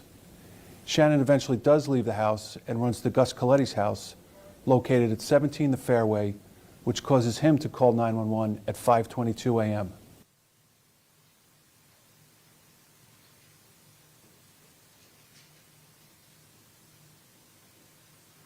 So it says, during the early morning hours of May 1st, 2010, Shannon Gilbert traveled to meet a client, Joseph Brewer, at his home at 8 The Fairway in the Oak Beach Association. State Police, Trooper Fry. State Police. Yeah, there's somebody after me. I'm sorry? There's somebody after me. Where are you? There's somebody after me. Okay, where are you? There's somebody after me. Where are you, ma'am? I don't know. You're driving right now? No, I'm inside the house. I'm sorry? I'm inside the house. What house? I don't know. Can you trace where I am? I'm sorry? Can you trace where I am? No, I can't. What's your callback number you're calling from? Huh? What phone number are you calling from? Somebody's after me. Please. Are you in Suffolk County or Nassau County? I'm in Long Island. Where on Long Island are you? No. No. Okay, I'm going to stop there for a second. This is where Joseph Brewer, who was the client, he says, yeah, he wants to talk to you. The guy wants to talk to you. She says, no. Joseph Brewer says, go ahead, talk to her. She says, no. Then he's inaudible. So who is the guy? That's what we need to know. Who's the guy that wants to talk to her?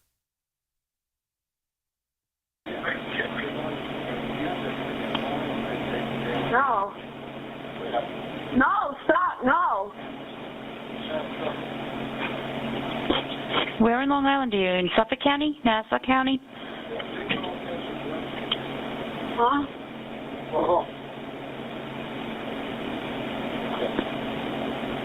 All right.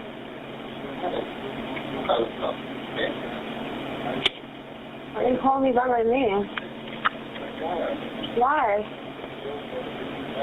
County, you on the line? Stop. Please. Stop it, please. Please stop. Please, can you shut the door? No, time to go. Please. Please. Please. Go that way, please. Go, come on. Come on, let's go. Come on, roll that side. Come on, go outside. Oh. Come on, all of us. Come on, roll that side. Come on. No, please. Come on. Come on. Please, come on. Please. Come on. Why? Just come out here. Go out. I'll go upstairs. You leave. I'm going to sit upstairs. I'm going to go upstairs. You leave. I'm going to go upstairs. Okay? You leave. Please. Please. Get there. My hold. All right. What's the matter? Are you okay? What are you going to do? What are you going to do to me?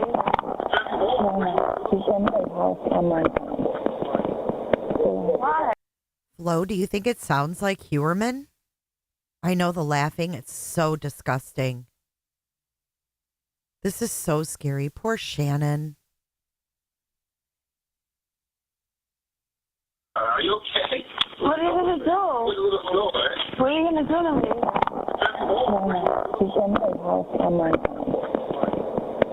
Why? Huh?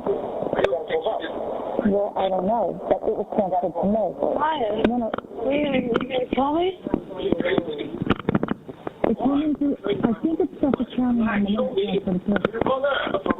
It's County Manhattan. Why are you going to Call Suffolk County. You freaking mad? Come on. I'm in the middle of nowhere. Let's go back to Manhattan. All right? We're in Long Island. We're out near the water. Please, stop. It's me, Mike.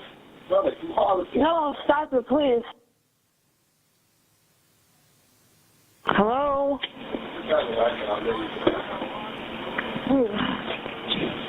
Hello? Please. What's the problem? What's the matter? What happened? Hello? Please, get me out of here, Lee.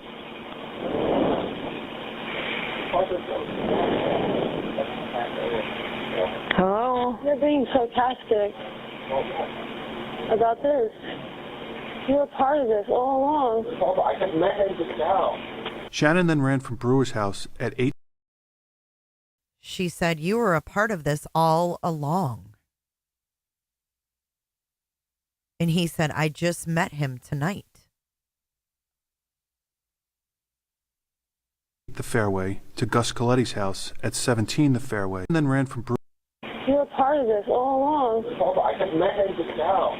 Shannon then ran from Brewer's house at 8 the Fairway to Gus Coletti's house at 17 the Fairway, a distance of 0.2 of a mile. Shannon.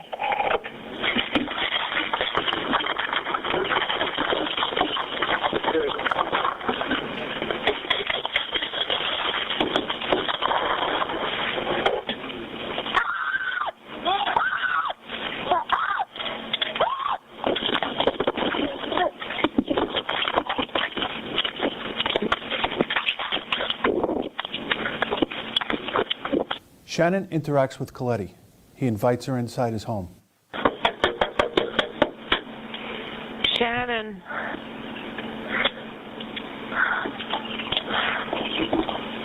What's the matter?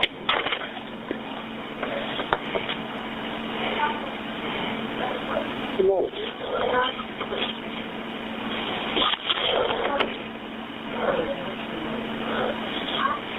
Somebody at you? Huh? Hello? Hello?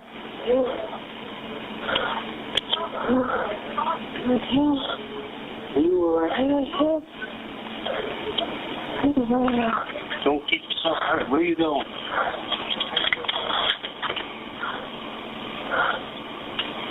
Wait a minute. Where are you going? Where are you going?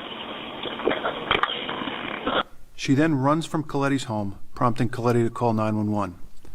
After Coletti's call, Shannon then runs another 0.2 of a mile to another home at 43 The Bayou, prompting a third 911 call made at 5:30 a.m. by Barbara Brennan. Suffolk Police 873, what's the location of your emergency? Yes, I live at Oak Beach in the association. There's a young girl about 14 years old running around here screaming, and there's some guy trying to follow her. What's the address there?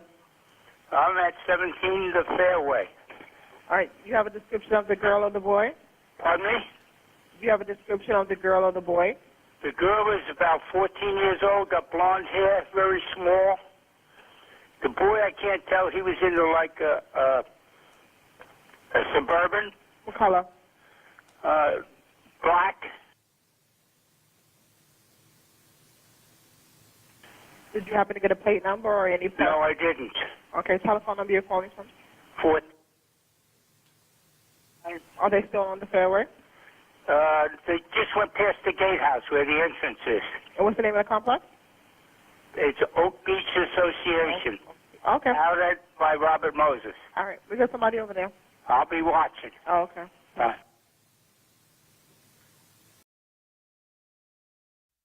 Just a little tidbit about Coletti. He passed away, I think, in the past year. He recently passed away.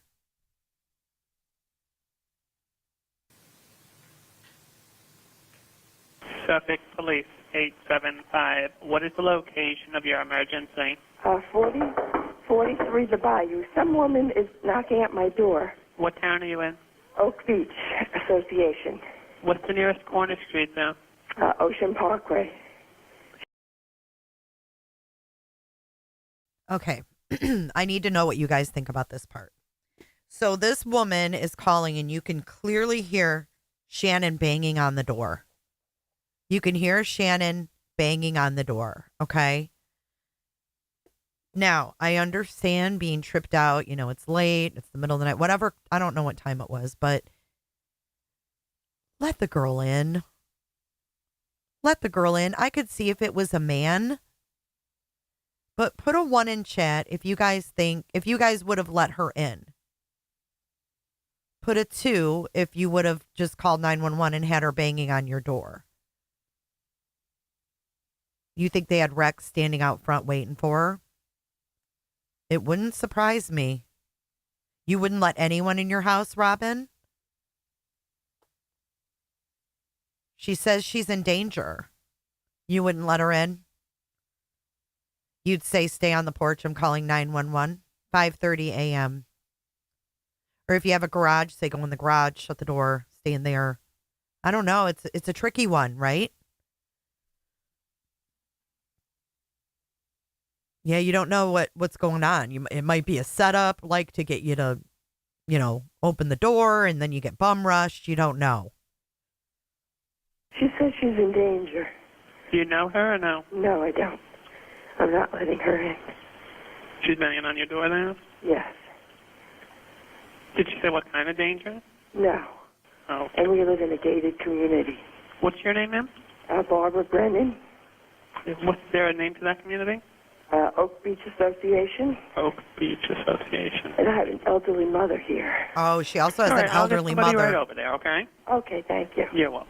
This is drone footage and footage shot from the ground showing the marshland. It was taken at the same time of year and time of day as when Shannon went missing. These reeds can grow over 12 feet tall. They can disorient someone inside them, causing them to lose a sense of direction.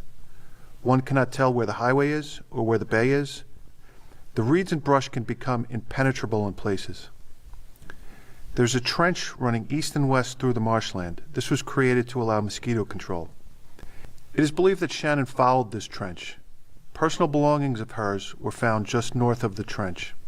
Shannon's remains were found north of the trench, about 158 feet south of Ocean Parkway, approximately 3/4 of a mile from where she was last seen. 3/4 of a mile? There has been information received during the course of this investigation that... Do we think that Shannon Gilbert ran 3/4 of a mile? Because didn't that Coletti guy say she got in the vehicle, or did I hear that wrong? Did Coletti say she got in the vehicle, the black SUV, or no? Because he said they were heading towards the entrance of the subdivision. He drove a black vehicle like that? I thought he had a green truck, like an Avalanche. I thought it was dark green. Other people might be involved in this incident. They have all been investigated, and there is no reason to believe at this time that anyone else is involved in this tragic series of events. The police responded to Coletti and Brennan's 911 calls. Pack, Brewer, and Shannon were all gone. Gus Coletti provided a description of Pack's car, which was also gone. This created the possibility that Shannon had been driven out of the area, which caused a delay in the initial search for her. The police department has thoroughly investigated this case for more than a decade. The official cause of Shannon's death is undetermined. This official classification means there is insufficient or no evidence to determine or even to exclude an actual cause of death. The Gilbert family has hired a private pathologist to conduct an autopsy. His determination is there is insufficient information to determine a definite cause of death, but the autopsy findings are consistent with homicidal strangulation. That pathologist's report will be made available.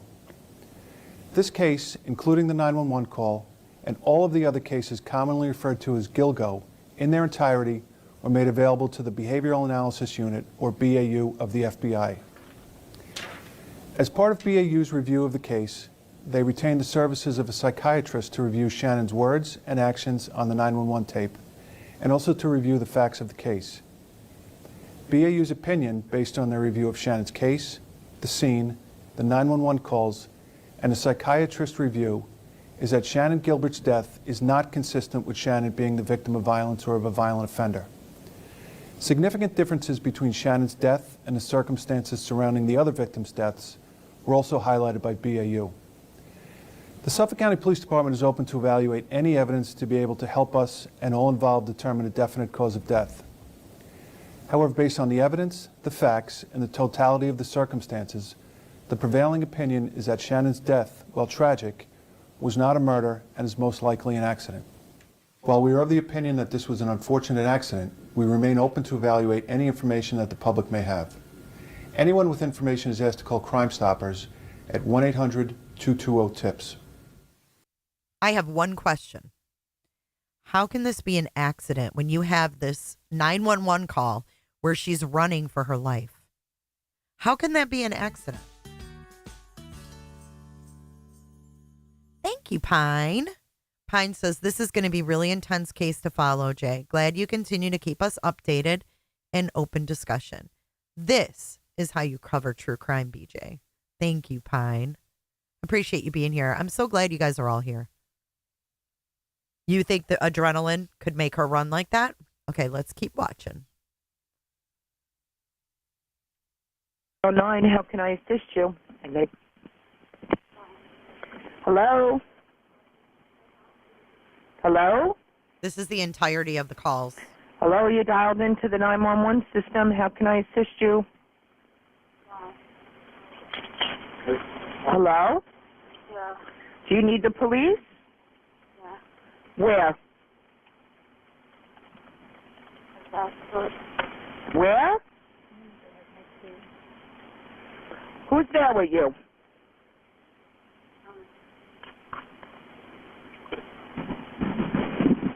Hello? What's going on? Well, there's somebody asking. What? Somebody asking me.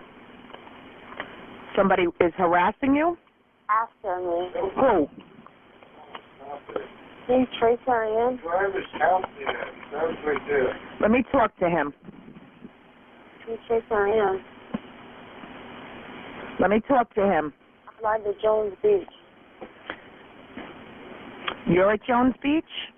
By the Jones Beach. All right, let me connect you to state police. Stay on the line. Why?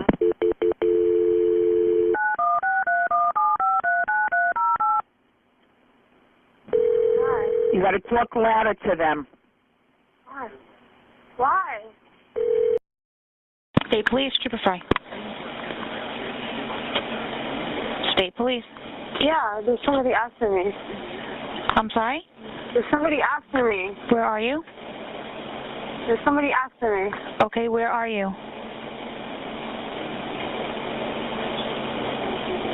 There's somebody after me. Where are you, ma'am? I don't know. You're driving right now? No, I'm inside the house. I'm sorry? I'm inside the house. What house? I don't know. Can you trace where I am? I'm sorry? Can you trace where I am? No, I can't. What's your callback number you're calling from? Huh? What phone number are you calling from? Somebody's after me. Please. Are you in Suffolk County or Nassau County? I'm in Long Island. Where on Long Island are you? No. No.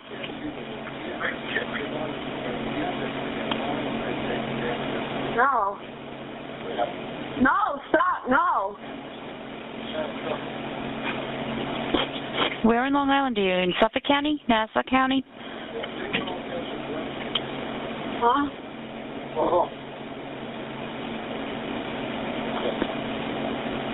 Why?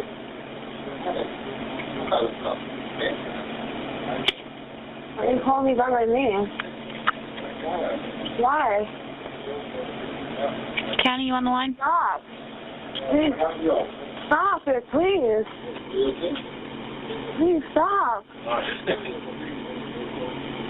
Please. Can you shut the door? No, time to go. Please. Please. Please. Go that way, please.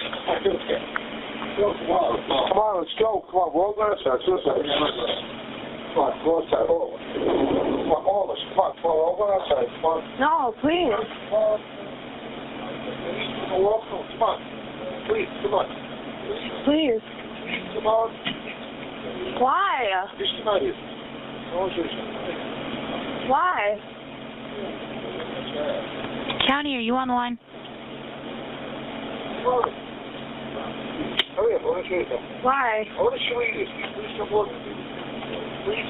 Why? Why are you guys doing this to me? What? Doing this. What county are you in, ma'am? Doing this. Why are you calling me by my name?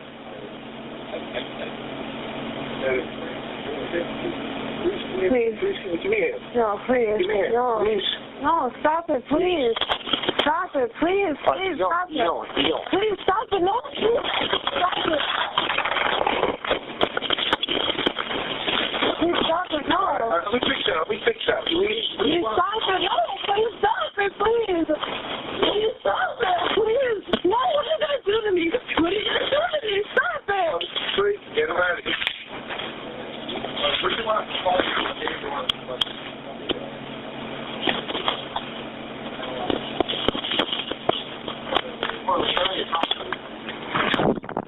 Norma?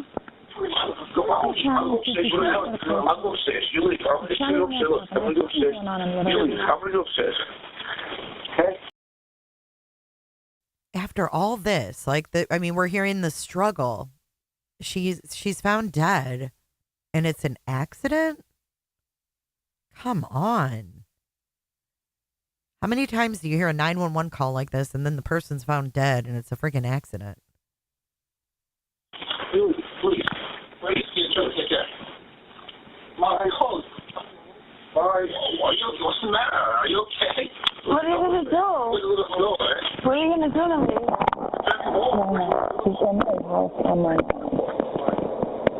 Why? Huh? Well, I don't know, but it was transferred to me. Why? No. Are you going to kill me?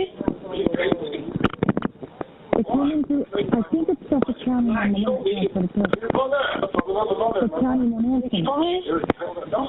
Why are you going to Call Suffolk on the left. You freaking down, come on. I'm in the middle of nowhere. Let's go back to Manhattan, all right? We're in Long Island. We're out near the water. Please, stop. Please, Mike. Brother, you holler. No, stop it, please. Okay, fine. Please take my time to what, to dive? You're on the way near the water. To dive? Saying, let's go. I didn't do anything. 631. 511. Why?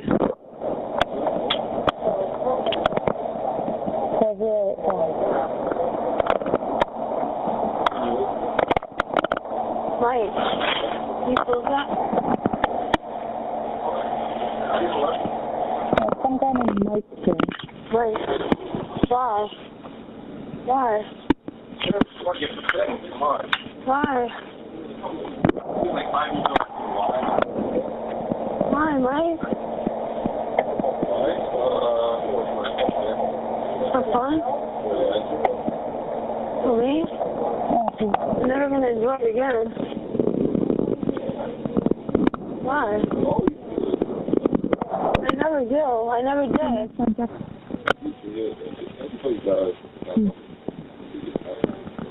Mike, please. Mike, please. Please. Please.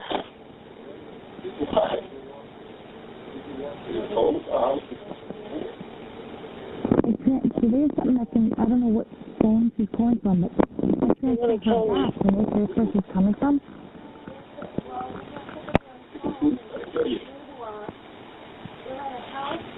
She needs help. You're like, I'm going to find my way home.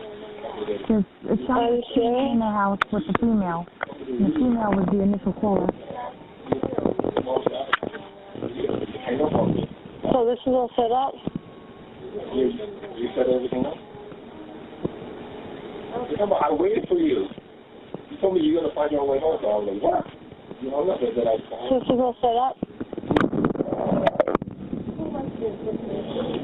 You've never seen this before.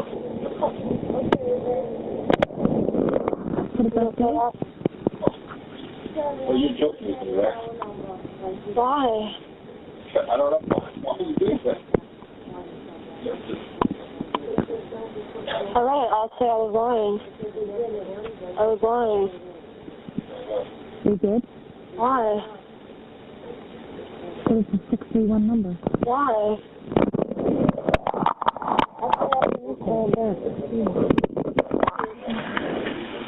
You can try talking to her, but she's not. Since she's got the phone down. Please. Hello?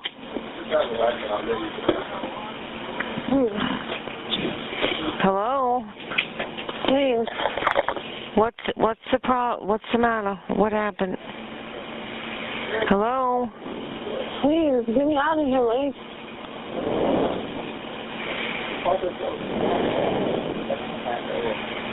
Hello? You're being sarcastic about this. You were part of this all along. I just met him just now.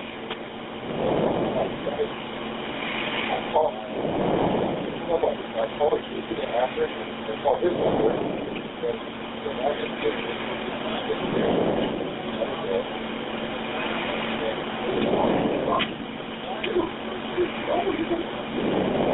Mike, please. I'm begging you.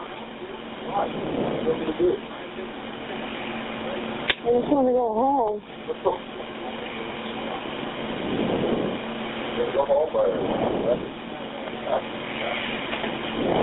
Why? Well, we can give them. What's the phone? 573-9308. Is that us? What's going on? I think so. What? Yeah. The extension answering. That's the number it came in. Why are you sitting there knocking about this house then? Something's gonna happen to me. There's nobody outside. Yeah, you could call it, but we're not going to know where it is. County should call it. Please. Isn't that the county phone number? Please. Every time county 911 tries to put something over. Okay. 511 thing. Get out of here. What's in the phone? Oh, it does? What, Suffolk? It's got to be Suffolk, right? Hello? Stop it. Stop it, Mike. Hello, where are you? Huh? Where are you? What's going on there? What's your name? Where's the bathroom? I'll see you. What's your name? Shannon Gilbert. What's your name? Shannon Gilbert. Where are you? I'm by, I'm in Long Island. And what's wrong? Huh? What happened? These people are plotting to kill me. Where are you? What's your address? What's your address? My address. What's your address? Oh, Mike, stop, Mike. Here. Mike, stop. Mike, stop, Mike. Mike, stop. Where are you? Mike, stop it. Mike, stop it. What's your name, Shannon? Huh? Mike, stop. Come here. Where are you? What's your address? Hello? You want me in front of police? Yeah, hold on a minute. I know you're telling the truth. The address. What are we going to tell them? Tell them something. Mike, stop it. You guys are planning something. Mike. Where are you? Mike. We're fine then. Why are we all... Are you in the house? Yeah. Mike, stop it. What town are you in? Long Island. Mike, it's... Where? Stop, Mike. Where in Long Island? Stop it, Mike. Mike, stop it.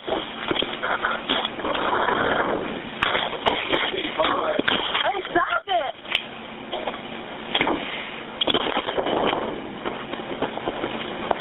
Where in Long Island are you?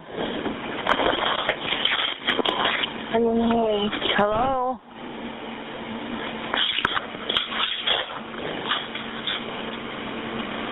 I have a quick question, Danielle. Was Joseph Brewer ever charged with anything? Was Joseph Brewer charged with like soliciting or anything like that? Did he face any charges? Did they like search his home for any kind of drugs that he may have given her? Did they search Joseph Brewer's house? I mean, apparently not, because she wasn't found right away, right? When she says, Mike, stop, it's because Mike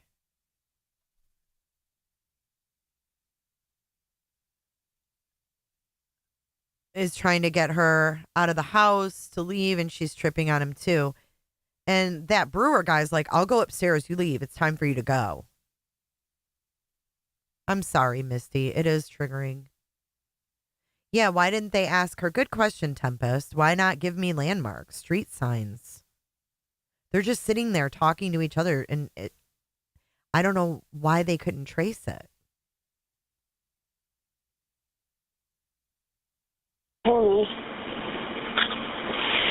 Where in Long Island are you? I don't know. They're going to kill me. Are you in a house? They're going to kill me. Are you in a house? Yeah. Whose house is it? I don't know. Who is Mike? What's his last name? Mike what?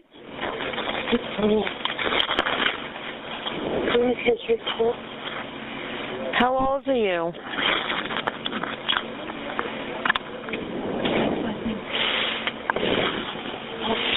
What's his last name? What's his last name?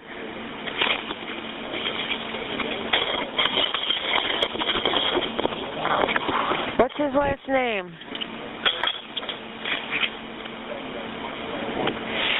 Shannon.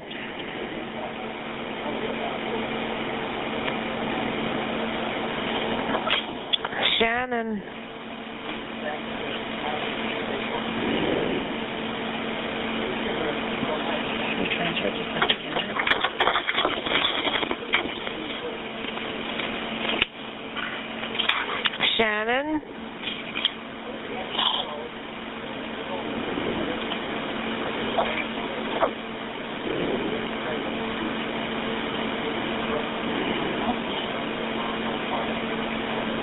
Shannon. Yeah. What town? What town are you in?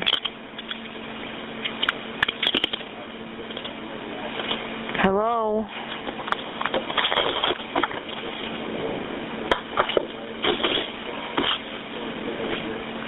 What's Mike's last name?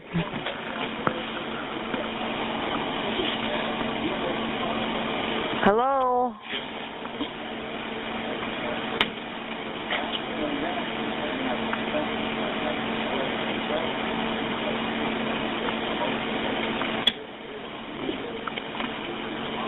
She's gonna kill me. One of the guys said, let's go back to my friend.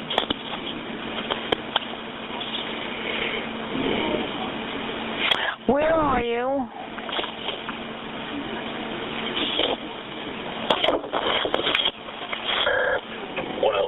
Farmingdale in service. Where are you, Shannon?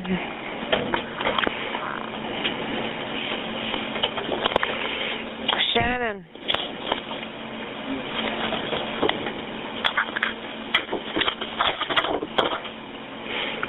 Shannon. 1034.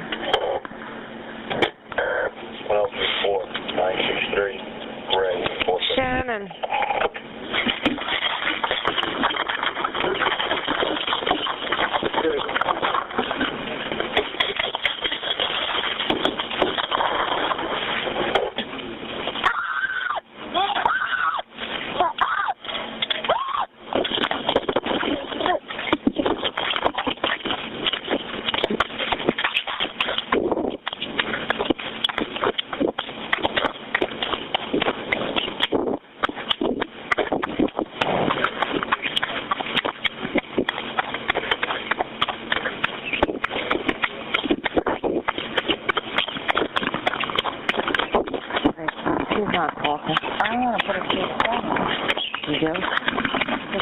She's not talking. You hear these? Do you hear these women? Oh, she's not talking. You can clearly hear her running like hell. So send a cop to the area and have them start, or cops, and have them start driving around, right? Have them start driving around because she's fucking running outside right now. It's so maddening. It's so maddening. I think that's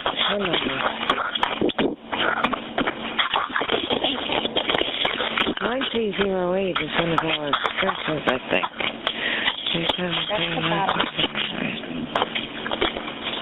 Did you call that one?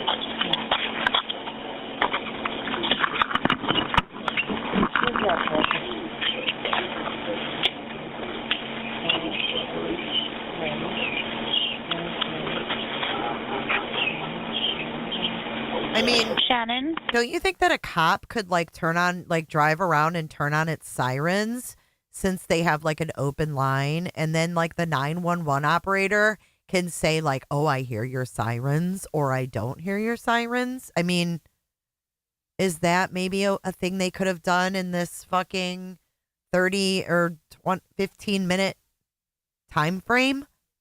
Could they not have turned on their sirens and had a cop drive around and go, oh, I hear you. You must be close to her. I don't know. Just a thought. They're not doing anything fucking else.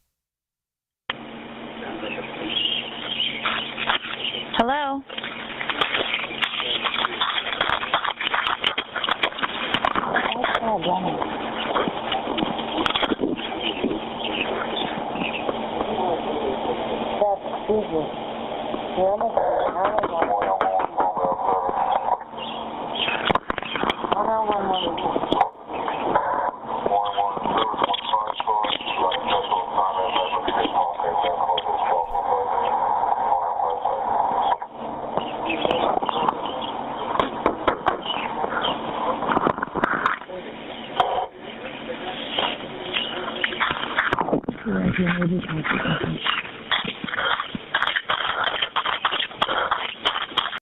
Yes, it was a gated community. Yep, it was a gated community.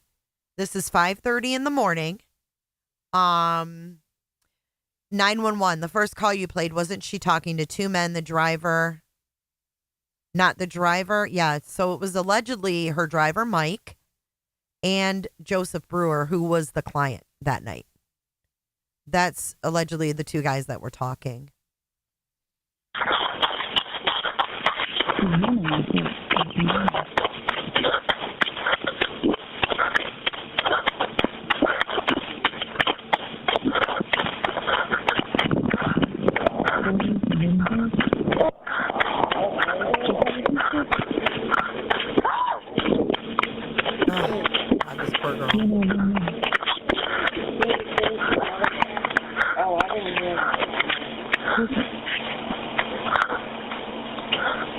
There's a shield on the car.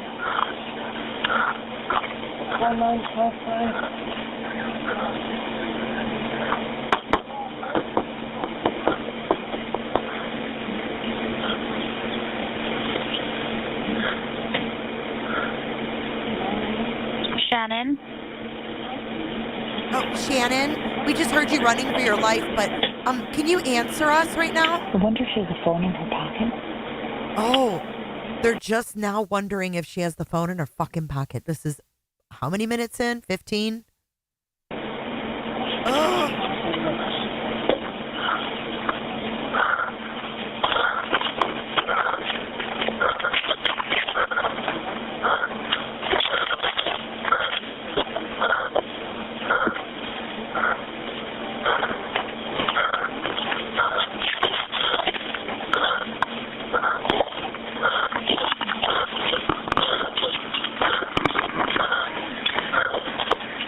You can hear her breathing. I mean, no, this phone isn't in her pocket.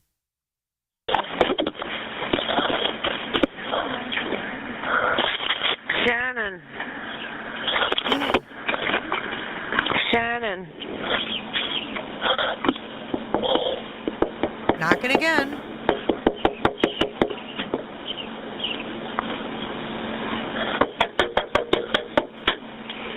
Shannon.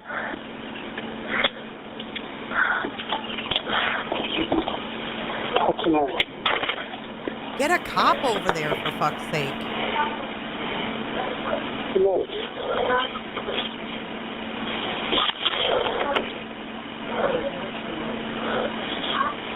Somebody asked you? Huh? Hello? Hello?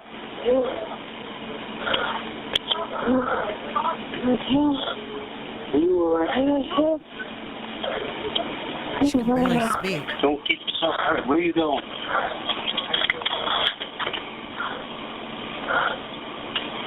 Wait a minute. Where are you going? Where are you going? Something like Dopert, D-O-P-E-R-T.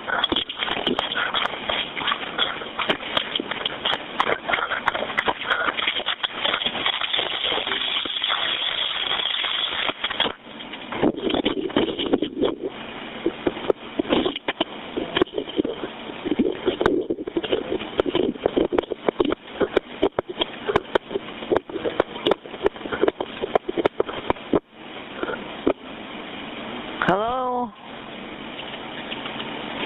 She didn't spell it, but that's what it sounded like.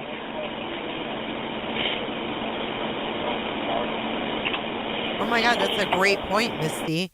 When Mr. Coletti called, they knew exactly where she was. Oh, that's messed up. I didn't even think about that. All right, that's the end of those calls, but we do have her sister. I've never seen this.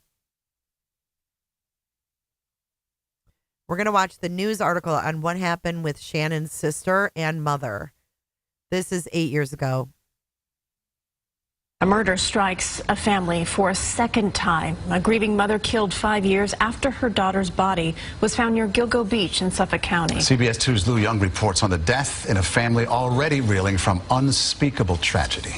The murder scene is a grim little first-floor apartment in upstate Ellenville, the place where police found 52-year-old Mary Gilbert's body on Saturday. The mother of a murdered woman now murdered herself, apparently by a surviving daughter in the throes of madness. Sarah Gilbert was arrested by a responding officer at the scene. And he observed the daughter, Sarah Gilbert, standing in the kitchen. She was covered with blood? She had blood on her clothing. and it looks like stab wounds. The official cause of death is listed as multiple stab wounds. It's an especially tragic end for the single mother who spoke out when her daughter Shannon Gilbert disappeared more than 6 years ago near Long Island's Oak Beach. It was the search for Shannon Gilbert's body that led police to the unmarked graves of at least 10 murder victims along the ocean near Gilgo Beach, a collection of unsolved homicides. If not for Shannon Gilbert, the killing field would have lie fallow and no one would have known about it.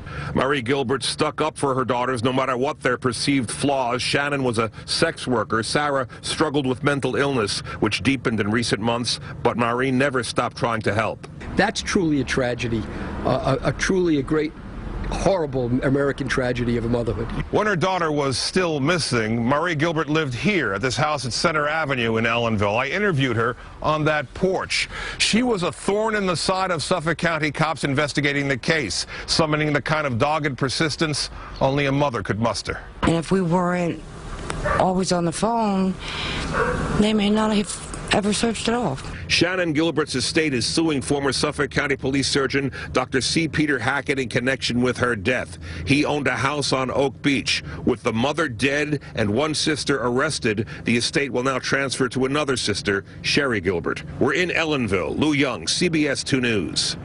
And the mother, Mary Gilbert, had custody of suspect Sarah Gilbert's child because of Sarah's deteriorating mental condition. The child is now with his father. Sad. It's so freaking tragic. Ooh, so now we have body cam of that incident. I have not seen this. We're going to watch this together. This is Explore With Us. Oh my God. This is Explore With Us 2 weeks ago. I've never seen this. This is 7/23 of 2016. July 23rd, 2016. What happened? What happened? Oh, calm down. What happened? What happened? Albert, I can't look. What happened? What the is that? On a summer afternoon, officers from the Ellenville Village Police Department are informed about a missing person. What ensues is a case with a chain of events fueled by delusional accusations, killings, and connections to iconic pop stars that will forever leave its mark. Most of the following body cam footage has never been seen before. So you lied to me? Yeah, do. Why did you lie to me? Because I'm evil. It's the afternoon of July 23, 2016, and 52-year-old Mary Gilbert has not been seen or heard from in approximately 3.5 hours. As her daughter Cherie informs authorities, a foreboding sense of dismay begins to descend upon the scene. Hello.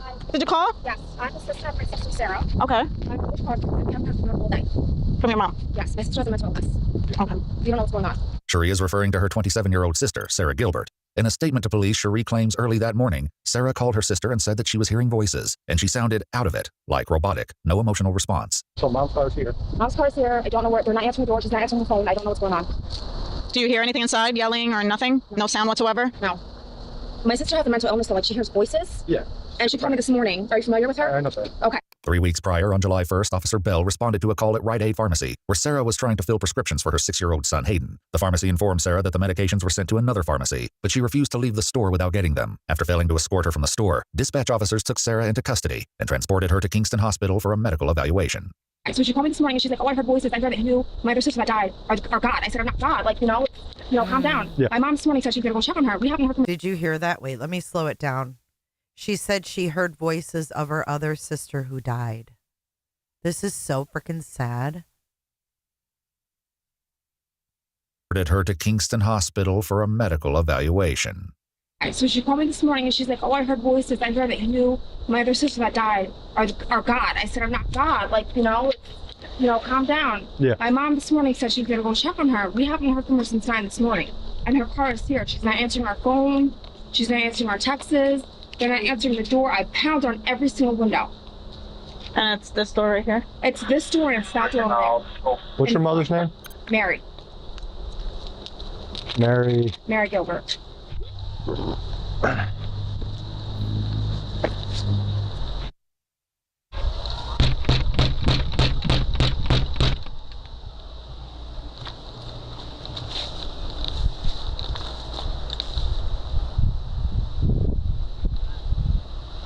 322-743, attempting to make contact. Phone appears to be off at this time.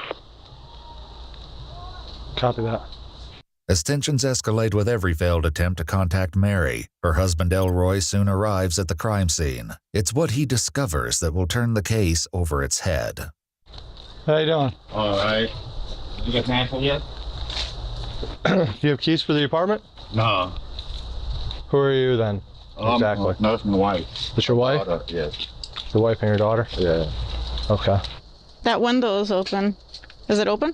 What we can right now? You think I could fit through there? Wow. No, it's not.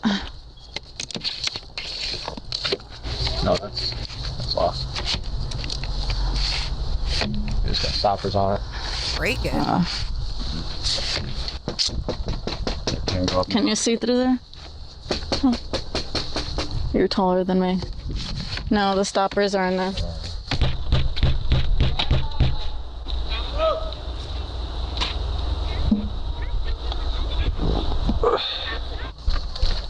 I don't see anything. There's a bathroom here. I don't see my body in the bathroom. This is not the first time authorities have visited this home. 5 months earlier, on February 19, 2016, officers were called to the house when Sarah's mother, Mary, reported something deeply disturbing. Police. This is 5 months before now. Gotta stop, for fair use purposes. But this is 5 months before on their visit to the Gilbert. Yes, and Sin. Yes.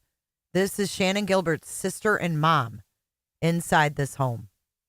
Her other sister is in the front yard with the kids in reporting this incident.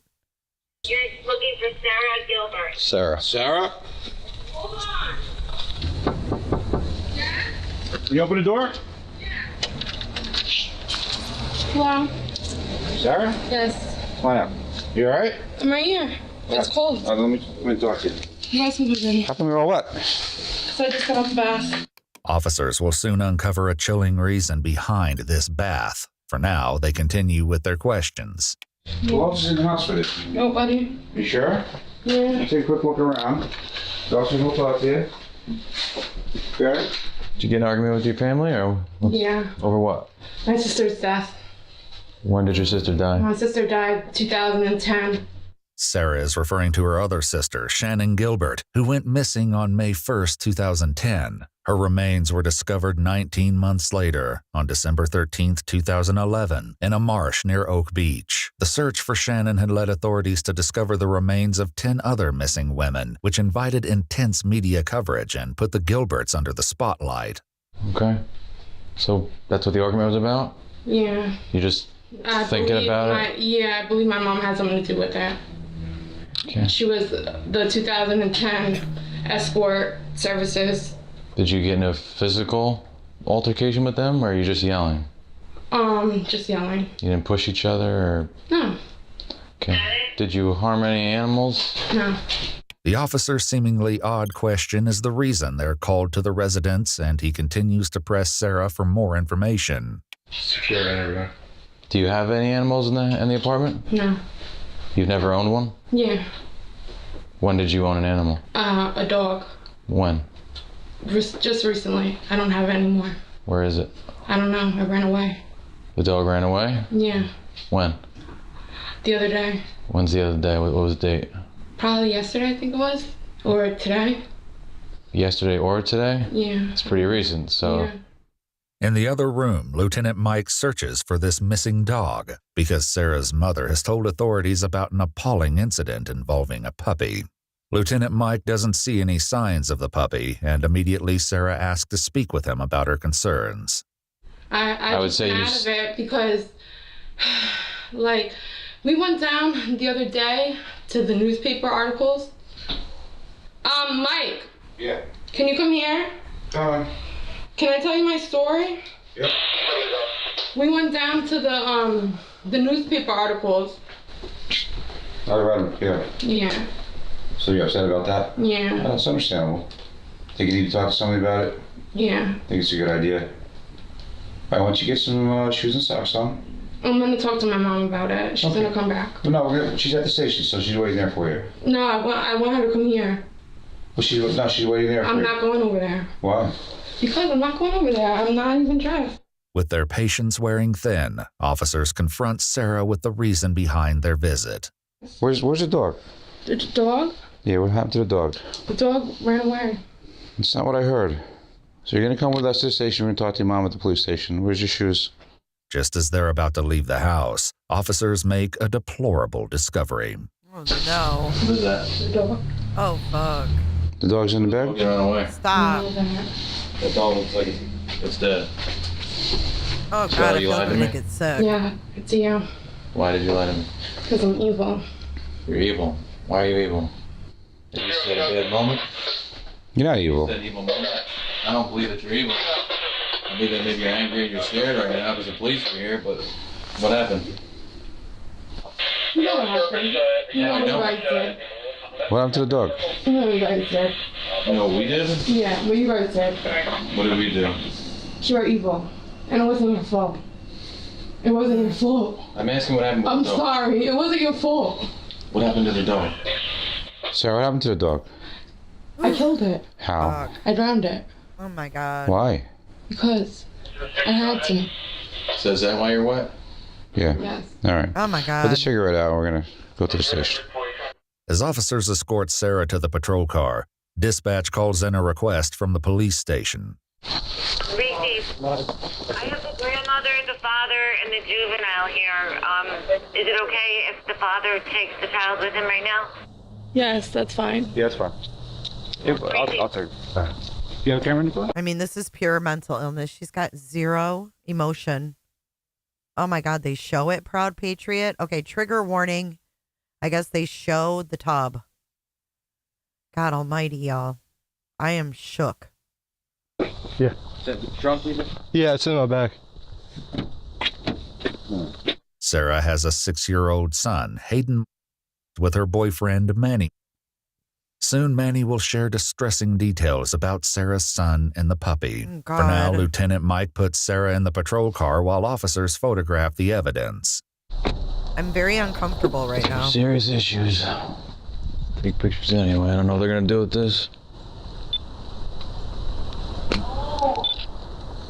The guy's gonna treat it as a homicide or anything, but that's terrible. After photographing the dead puppy inside the trash bag, officers go my to the God. bathroom where Sarah drowned the My dog God. earlier that morning and are about to make yet another sickening observation. Oh, Is there anything in the tub that you... Yeah, it looks like it's regurgitation no. from the Oh, dog. my God. That's disgusting. As Lieutenant Mike drives Sarah to the police station, she makes more disconcerting comments that offer some insight into the gruesome attack on the dog. So why'd you kill it? I had to. I had no choice. Did the dog do something bad? Yeah. What'd it do? It broke my heart. Okay. While Sarah provides no solid Oh my God, explanation, Proud her Patriot. boyfriend, Manny, shares more details in an interview almost a year after the incident. The opinions expressed here solely belong to Manny, and we have not been able to verify them. I feel sick too, Kyle. I bought the dog for my son. Oh, my God. But when my son told me this, when he came home, the dog pissed in the kennel. The little kennel, but so he's like, Mommy, can I give the dog a bath? She went over there, threw the bathtub up, took the dog in, just drowned it. Oh, my God. I can't. I freaking can't. Oh, my God. The dog peed, and the little boy said, can I give it a bath? And she fucking did this. Oh, my God. Betty, I see what you're saying. I wonder if Shannon suffered from mental illness as well. Yeah, I'm going to skip past this part. I can't.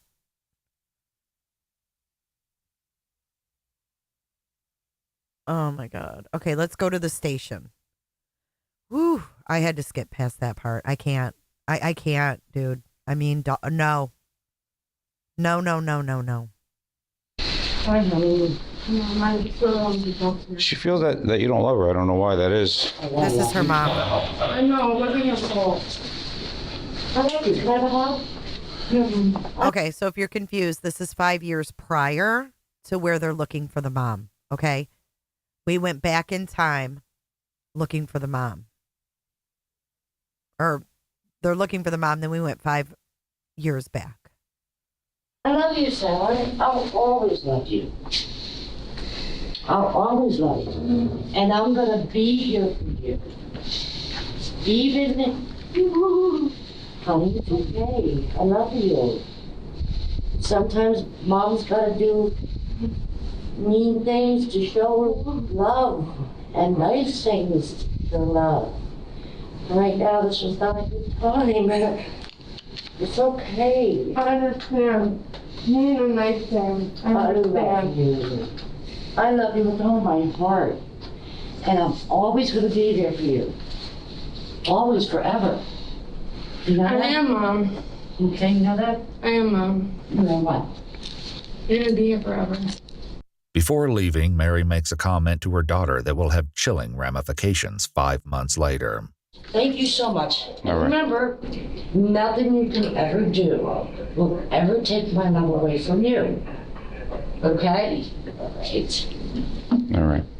For intentionally drowning her son's dog, Sarah was charged with aggravated cruelty, unlawful possession of a substance, endangering the welfare of a child, and for violating the mental health law. A month later, on March 9, 2016, Sarah was ordered to the Mid-Hudson Forensic Psychiatric Center for a 35-day evaluation. A month after, she was deemed fit to stand trial and remitted to the Ulster County Jail, where she attempted to get her mother to post the $10,000 bond in late April. So that's like a month and a half. Right. Yeah, that I could be out free as a bird, smoking cigarettes, drinking coffee, doing what I want to do.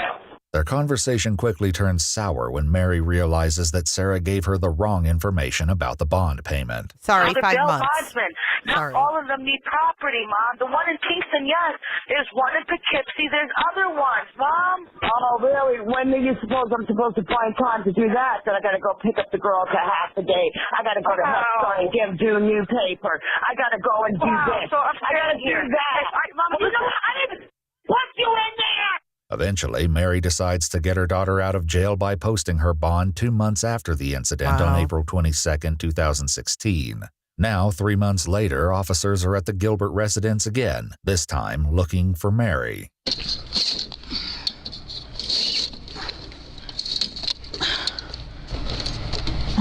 Oh, so stop. Hello?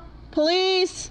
As Officer Gonzalez is doing everything she can to get a glimpse of someone inside, Okay, now a we're back horrific to discovery looking- is made on the other side of the house. Now we're back to looking for the mom. See anything? No. But see, the thing is, her sister Sarah shouldn't have been in jail. Her sister Sarah should have been in inpatient treatment. People like her don't belong in jail. It does nothing. It does nothing. They go to jail, they get out of jail. They're not any better. They didn't get any treatment. They need to be in inpatient hospitals, and that's why we need state hospitals back. The jail is not the place for mentally ill people like this. It's just not.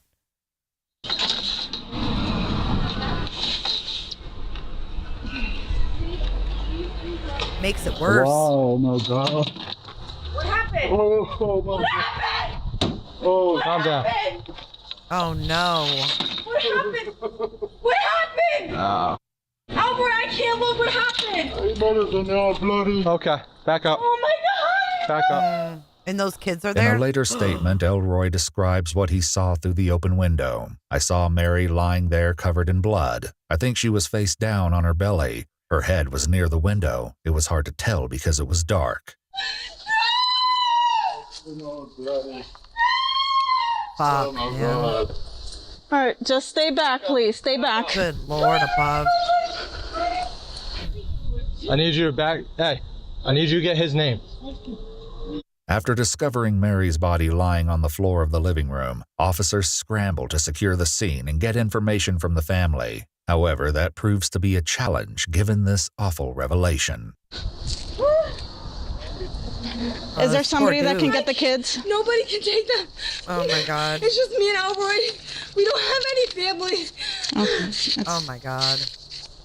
Oh. Oh no, God. Oh. They have no one else.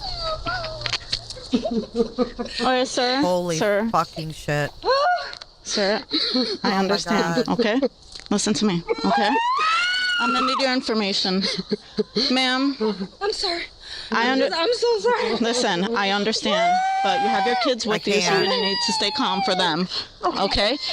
Okay, guys, I can't watch these kids. Hey, Alta. I'm sorry, I can't. I'm gonna need you to come on in. I can't watch that. Cars here. Couldn't make You guys are more than welcome to go watch that part. I can't watch that shit. contact. Sarah's father pried open the door, and we have a body inside with blood around it. Yeah, we haven't got inside. Do I have permission to kick the door in?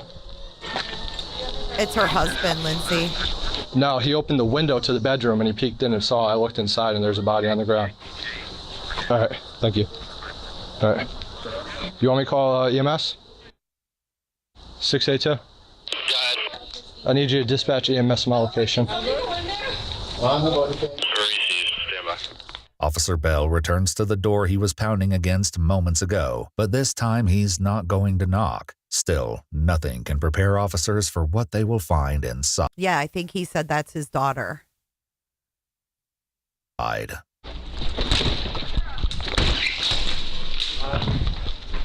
Sarah. Yeah, I'm on the right. Turn around. What happened? Oh my God. Sarah. You know, you're right, Danielle. This confusion sounds kind of like Shannon on that phone call. Was Shannon possibly having an episode? Oh, this is so sad. Stop. Come here. Come here now. I just need water for my throat. I don't. Just put the cigarette out. Turn around. All right.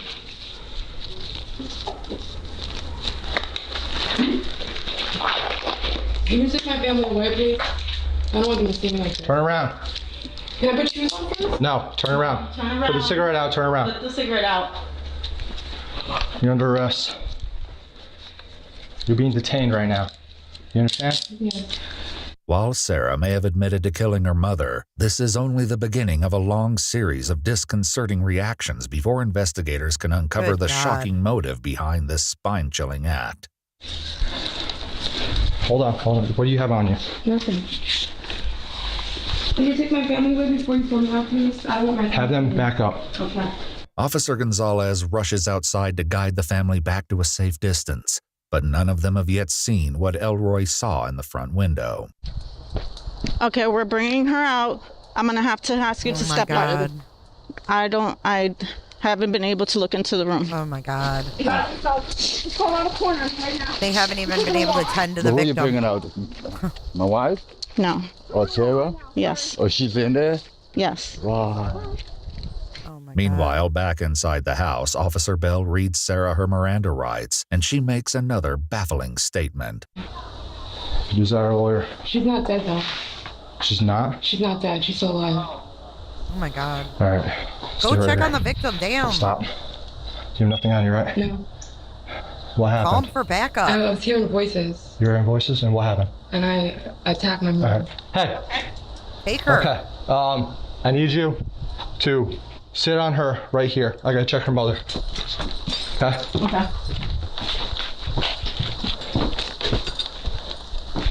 Oh, my God.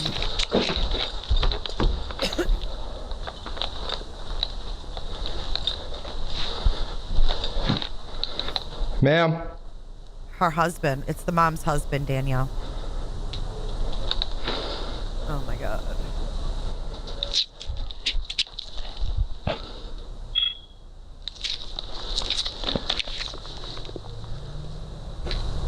She's cold. Oh, my God. 682. We're gonna have one in custody and Miranda Red at this time.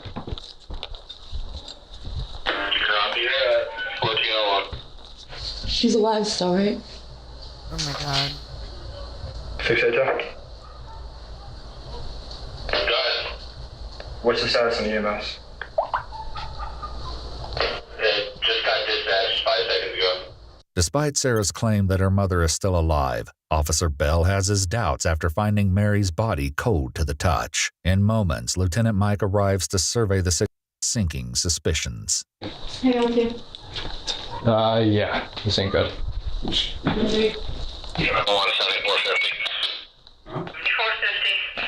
okay? She's dead. She's dead? Yeah.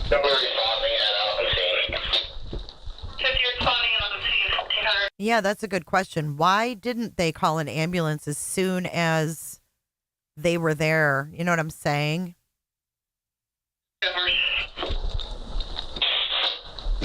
Sheesh.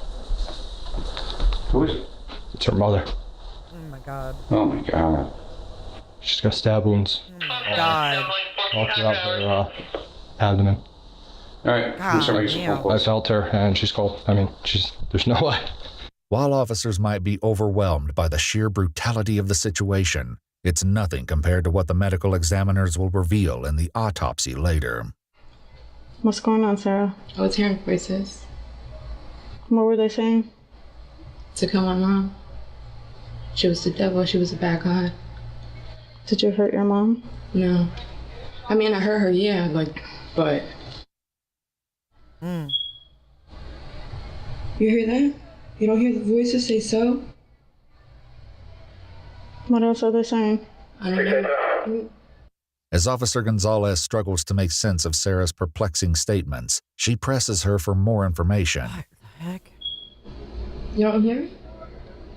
I hear the beeping of the fire. It's a so. What's it so? Yeah. Maybe I'm not hearing closely, but I don't hear what you hear. Mm. Does it just continue? No, it comes and goes. Mm. That's not smoke bomb, it's a voice making sound. It's been doing that all day? Yeah. Yeah. Did you say anything back? No. No? I ignore it. It follows me though. Not when I'm outside. Even when you're not when you're outside? No. That's why I want to go outside. I want to stop hearing that voice. A short while later, as officers escort Sarah outside, her family is waiting to confront her. Yeah, that's fine. Oh, Lord. Not the family. Okay, thank you. Just document the time that she's leaving.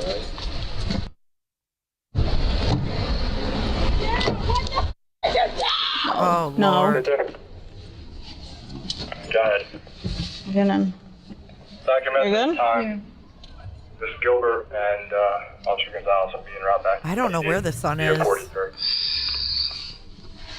Number EC 1424. Officer Gonzalez makes the 2-minute drive to the police station without incident, but as they walk into the building, Sarah has a request. Please stop at the water fountain before I go downstairs. I'm gonna get you some water on our way down, okay? Or at least get somebody to bring you some water. Yeah, Yeah, somebody's... I did a shot of Haldol, and it makes my mouth so dry. My mouth is so dry right now. I did a shot of Haldol. Did you hear that? The medication I'm on, though, I did a shot of Haldol. That's what Richard Allen was getting in prison. A shot of Haldol, and it makes my mouth so dry. My mouth is so dry right now. It's not even funny. It's all right. Yeah. Get right on. Still unfazed by what she's done to her mother and her family, Sarah continues to obsess over mundane details. Are you gonna take my picture and stuff? I don't know. I want to fix my hair. Alright, you'll have time. We're not gonna think about that right now. Did you take pictures of that? No. I do that. Alright. Can I fix my hair? Hold on. She's my supervisor, so she'll let me know what we can do, okay? I just have to take some pictures of you. Can I fix my hair, please? You can in a second, but right now... No, before the picture is. For the picture. Well, I just need to take, your hair's okay. I mean, what's in your hair? I put water in it, but I want to pull it back a little bit more. No, we can't take the cuffs off you right now until, kiss your hands. Officer Gonzalez identifies more scratch and struggle marks on Sarah's body, but investigators will not know the complete series of events until detectives have a chance to speak with Sarah later. As Sarah proceeds to use the restroom, Officer Gonzalez is about to make a blunder. I'm sorry.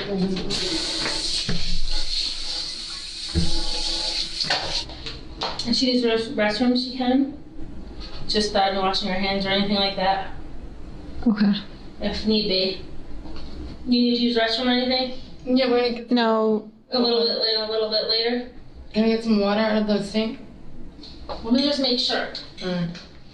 Having realized that they may... If you're just joining, we covered the Gilgo Beach. This is actually Shannon Gilbert, one of the... Well, her death actually is why they found all the victims of Rex Heuermann. So this is her sister. She just unalived her mother, and she's on Haldol. have lost critical DNA evidence. Officer Gonzalez quickly informs the sergeant. Sergeant? Yeah. I had her use the bathroom before. Oh, not good. Okay. It was very quick. Yeah, still. I spoke to Crystal. Just make sure she doesn't wash her hands again. She didn't wash it with soap. It was just like a... Alright, so we should I can open the soap again. What's that? I can open the soap. When Officer Gonzalez lets Sarah use the restroom again, she keeps a closer eye on her. This time, her attention to detail pays off when she notices something revolting. Her underwear is covered with blood. Is it? I like dressing. My underwears are all dirty because I did, when I was stabbing my mom, I took my pants off. So my underwears are like bloody too, I don't know. Oh my God. I mean, I don't really think you need that, do you? Well, we'll let my supervisor know, okay? Alright, which printer is that? This is the 2020. Well, you might, alright, I think I took the test. Alright, this guy's, alright, thank you. Take a look. Completely. Super period. No. She was asking. No. Where? She before that. She was on top of her, stabbing her. So, I don't know if it was right. Did I have clothes on? While officers inside the police station continue to wait for the detectives, Sarah grows impatient. And how that... Paranoid. Why? You were safe with me. No, I don't feel safe here. Something bad's gonna happen to me. What do you feel is going to happen to you? I don't know. God, she sounds just like Shannon, doesn't she? If you're just joining, this is Shannon Gilbert, one of the LISK victims, or I guess they say she isn't a LISK victim. I don't know why I keep saying that, but this is her sister. Yeah. We won't let anything happen to you. We won't let anything happen to you, okay? You could just shoot me. Thank you.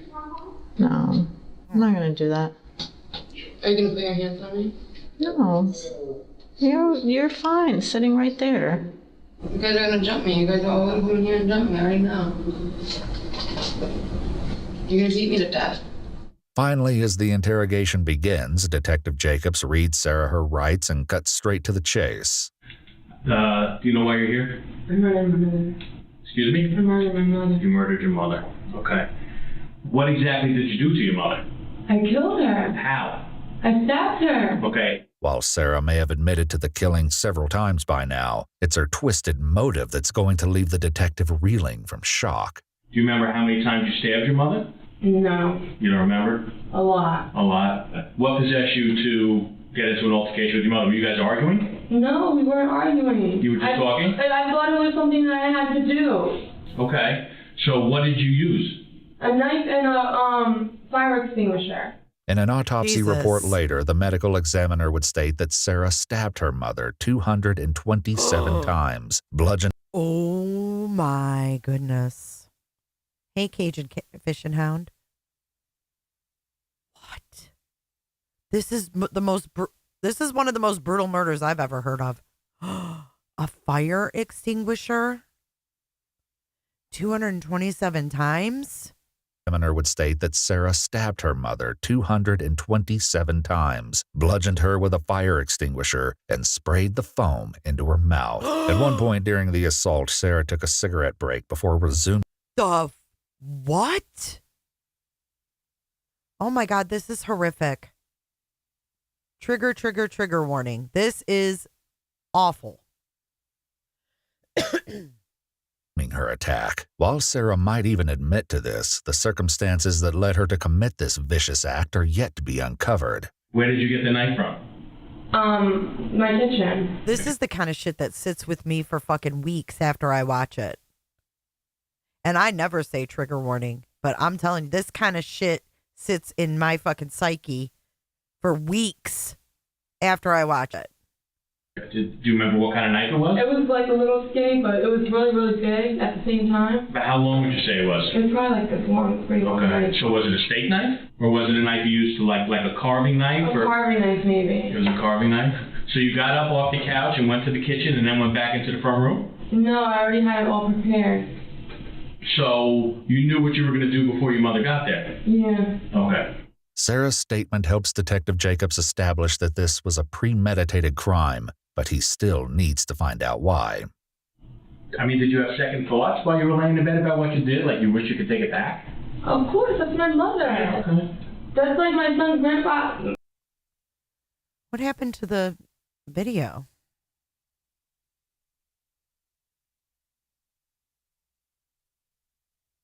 Here we go. Sorry, I don't know what the hell just happened. My son's grandma, you know, and I don't even know where my son is right now. I don't even know if they put him in foster care. Hayden is temporarily staying with Sarah's half-sister. An officer is immediately sent out to check on the child. We're just coming over to make sure he was okay and everything. Oh, What's your name? Hayden. Hayden? Hayden Gilbert? No, Hayden. I'm skipping this. I can't keep those. I can't put her kid on here. I'm sorry. After a check that seems to have rattled the visiting officer, authorities get confirmation on Hayden's well-being. Back in the interrogation room, detectives start piecing the chain of events together, but Sarah's bizarre assertions make the task almost impossible. So before your mother got to your house, you figured that you put the knife, you put the fire extinguisher in the front room, and you figured that by killing her it would stop all the noises and all the chaos that's going on in your life. Yeah, I thought she was coughing it. Okay. But I don't think that anymore. Okay. Did your mother say anything to you while you were... Eminem was doing it. Right. Yeah. Because when I was younger, there was an MTV special. It had Jay-Z and... Oh, fuck. Jay-Z? Eminem and... Oh, my God. Now we got Jay-Z brought into this ish. They told me, they were like, oh, we're in an acceptance speech, da-da-da-da. There's going to be one person in the world that writes it, and it's going to be a poem in song. So that was me. And my sister Shannon went to the city to, whatchamacallit, like a producer. Right. And she put her sister Shannon into this whole thing. In my opinion, these people are all victims of Rex Heuermann. This is all exacerbated by Rex Heuermann. These people are all victims of a serial killer, in my opinion. We would talk back and forth, like on the phone, and we would sing songs together that became celebrity songs. Okay. If you understood, like, I wrote songs for them, and like celebrities and stuff like that. Okay. I didn't want to, like, I don't know how I'm trapped like this. Like, my son, like, I got him his puppy, like, all this stuff, like, all this bad stuff, because, like, I hear voices and I see things, and Right. I know it's real, it's reality. There's somebody here that's doing this on purpose. Okay. And I believe it might be Eminem, I don't know, because he wrote a song, that's why I wanted to see if he had a cell phone, where he says my name, Sarah Gilbert, in it. Later, Sarah will explain that the song she's talking about is That's All She Wrote, released in 2010 and performed by T.I. and Eminem. While Eminem mentions someone named Sarah in the lyrics, it's clearly not her that he's referring to. Despite this, Sarah desperately tries to get the detectives to understand her point of view. That's why. I just wanted you to be truthful and tell us exactly what happened and make us understand why it happened. The reason why it happened is because of music. Because it's all about the music. Something in the music's telling you It's that. all about the music, yes it is. I'm not saying no, but you're saying it's something in the music that's telling you to do these things? No, I'm saying that it's all about the music. Like, every time I listen to music, the voice stops. It's like a click. It just pauses it. Because So I the want music you to helps you? listen to that song, She's All She Wrote. Right. Or That's All She Wrote. And by Eminem. Right. And it says my name, Sarah. You know what I'm going to say right now, since we're watching this? Check on people you haven't heard from in a while. That's all I'm going to say.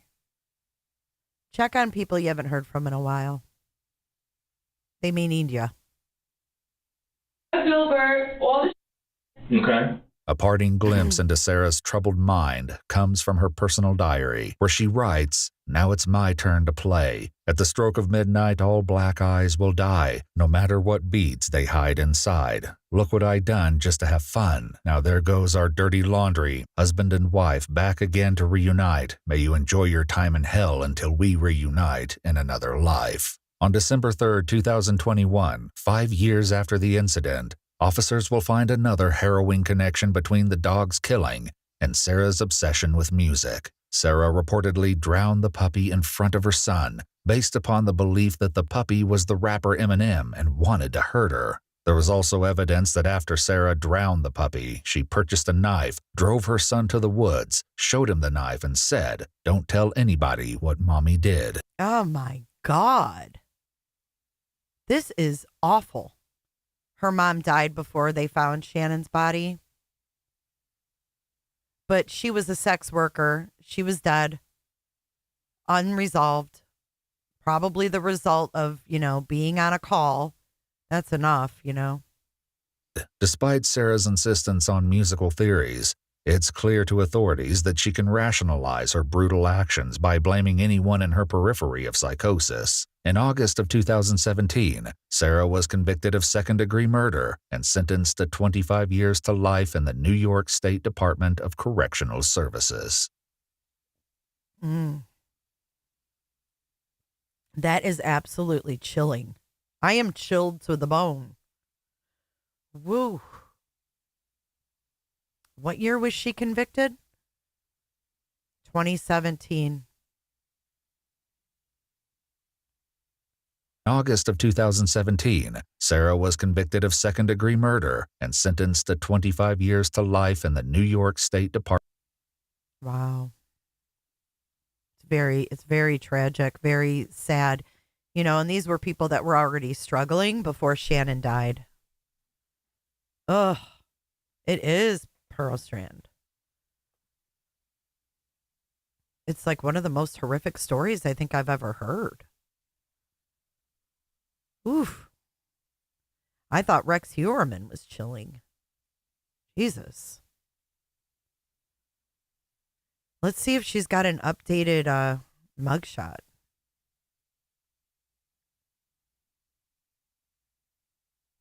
Bye, Pine. I hope you have a good day. Let's see if she's got an updated mugshot. I think it's Sarah with 2 R's. Ugh, my arms feel weak. Sarah Elizabeth Gilbert is her name. She appealed in 2021. It was denied.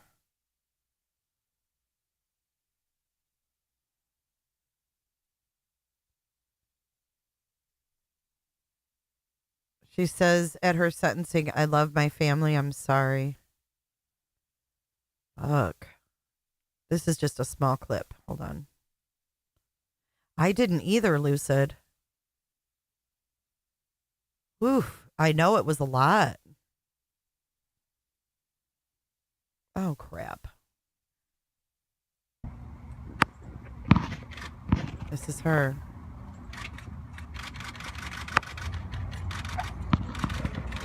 Sarah, what happened to your mom? Sarah, do you have anything to say about what happened with your mother on Saturday? Do you have anything that you'd like to say about what happened with your mother, Sarah? Oh, that was when that's the perp walk. I can't believe that person said, Sarah, what happened to your mom? They know what happened to her mom. Why would they say that? Some of these media people are so freaking dumb sometimes. Sarah, what happened to your mom? Fucking kidding me?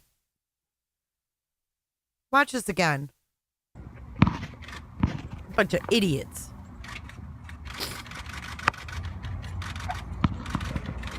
Sarah, what happened to your mom? And the way Sarah, she do you says have anything it. to say about what happened with your mother on Saturday? Ugh. Do you have anything that you'd like to say about what happened with your mother, Sarah? Sarah, what happened with your mom? All condescending and shit.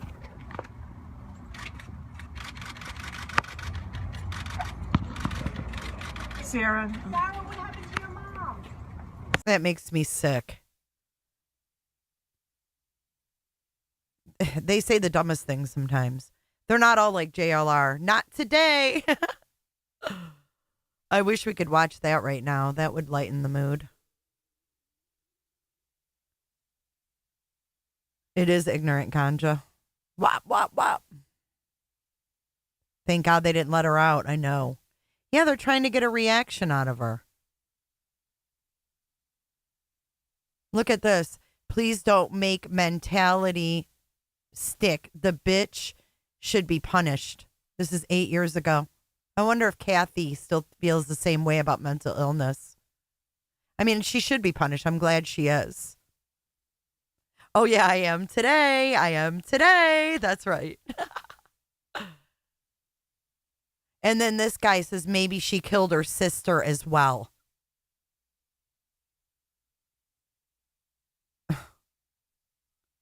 People are so rude. Oh man, that was a lot. Here's her lawyer. Watch this. I think Sarah will kill someone in prison. Oh, this is John Ray. This is John Ray. This isn't her lawyer. This is John Ray, the lawyer that has stood up for Shannon Gilbert all these years. I think Sarah will kill someone in prison. It's almost certain. Because Sarah's insane. Sarah's insane. Sarah's violent. Sarah's psychotic. Sarah is extremely psychotic. And in her psychoses, she has been repeatedly homicidal. She's attacked nurses. She's attacked other patients. Wait, let me turn it up. She's attacked staff. Whoa, she's been a handful in prison. Okay, let's listen to this again. Holy fuck. Okay, here we go. I think Sarah will kill someone in prison. It's almost certain. Because Sarah's insane. Sarah's insane. Sarah's violent. Sarah's psychotic.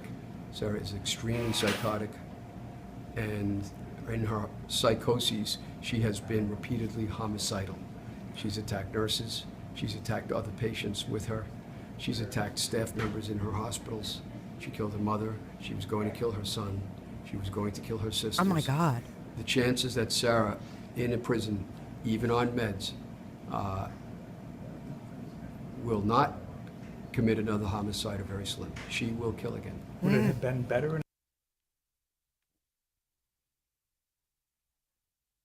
Wow. I'm trying to see if there's any. She took the stand?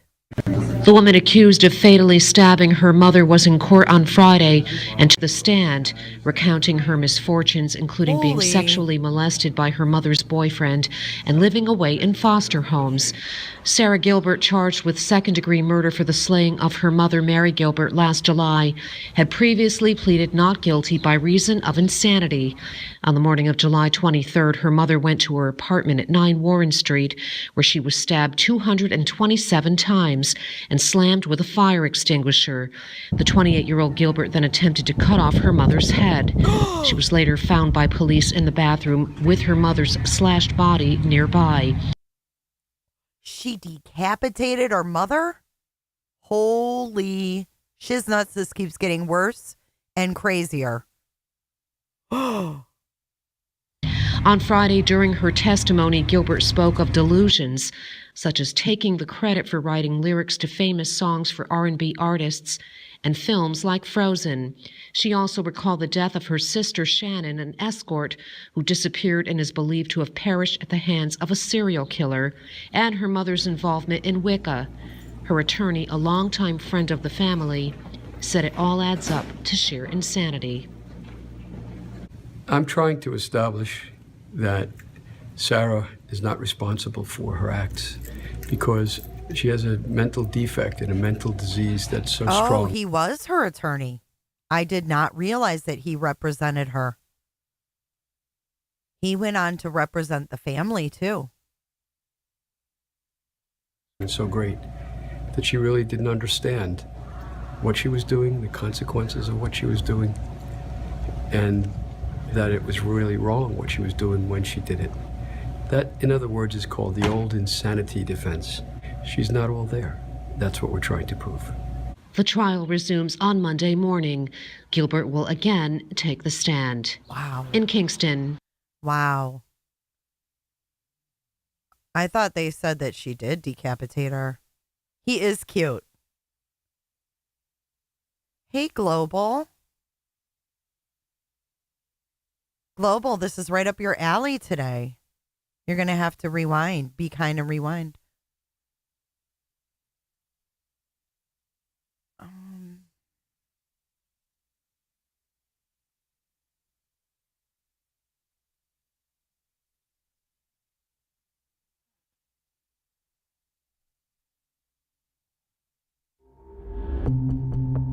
After a year-long search, police on Long Island believe... PKC, I am so sorry for your loss.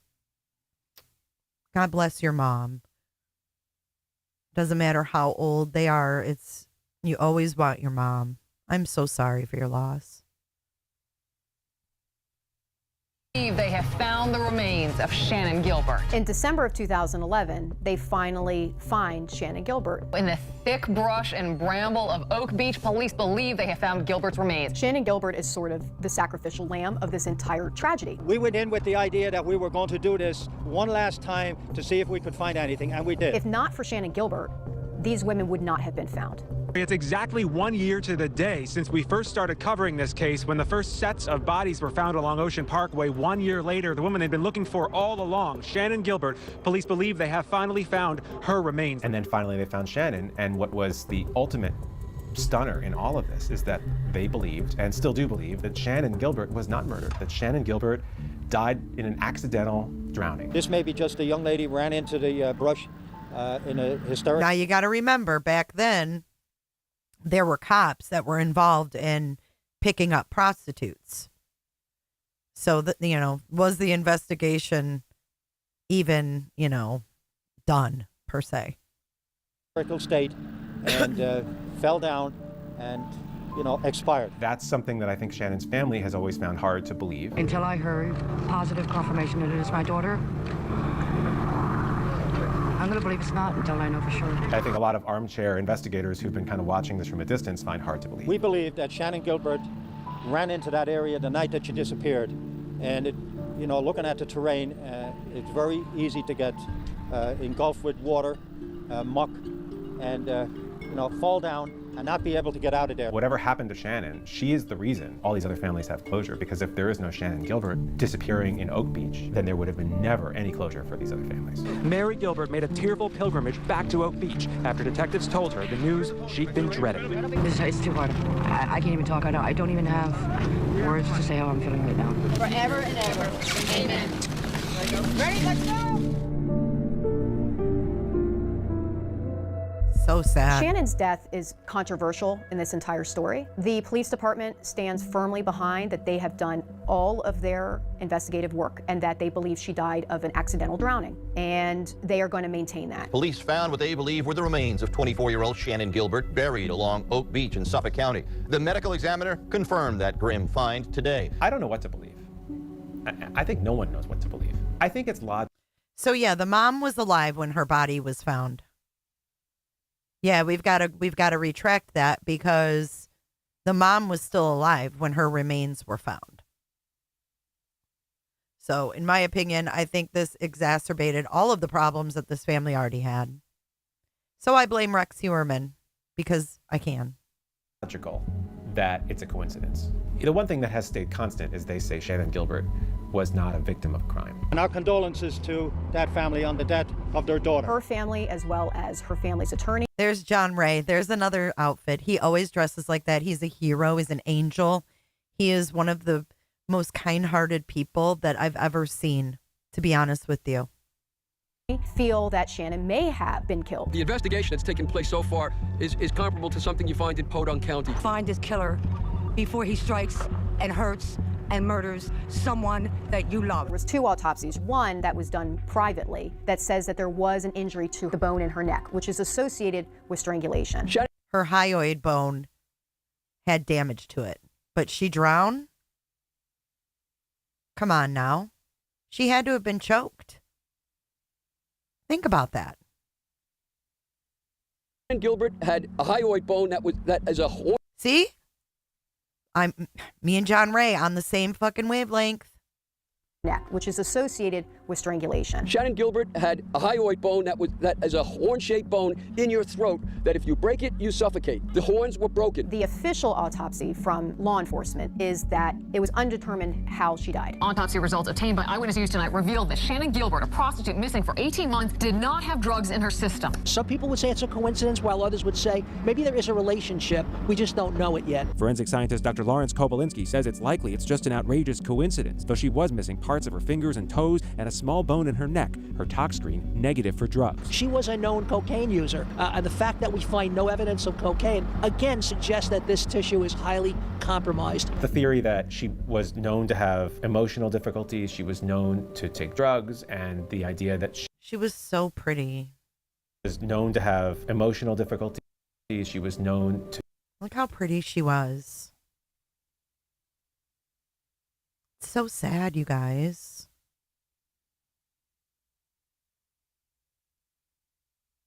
No one helped her. No one helped her.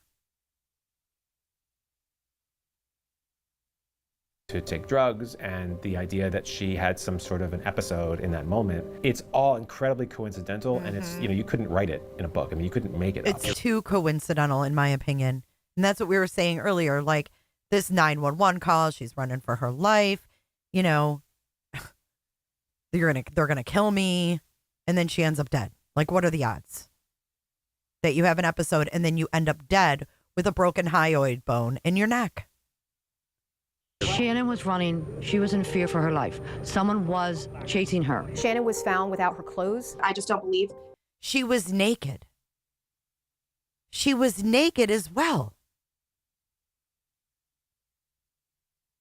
Yeah, I'm not buying this was an accident. Hey, Miss Margaret, good to see you today. For her life. Someone was chasing her. Shannon was found without her clothes. I just don't believe she would run in a drug-induced paranoia and just strip her clothes all the way off, running naked into the marsh. I've had people say to me and really challenge me on why are we not continuing to hold law enforcement accountable for their investigation into Shannon Gilbert. My argument is, at this point, if they felt that she was part of the pattern, I believe that they would have connected it at this point. There's no reason for them not to. Maybe some will say, well, they don't want to admit that they didn't include her for so long. The Suffolk County Police Department is grossly derelict in its duty not only to have investigated these murders properly, but also because they failed to protect the lives of these people who are now gone. And this is why he is a hero right here. He stood by this family when people probably looked at them as trash, not worth anything. Who cares? Back then the attitude was, they asked for it. But he didn't think that way. He was a man before his time. It really makes me choked up because there's not many people who would have the integrity to stand beside Shannon Gilbert's mom. But he did.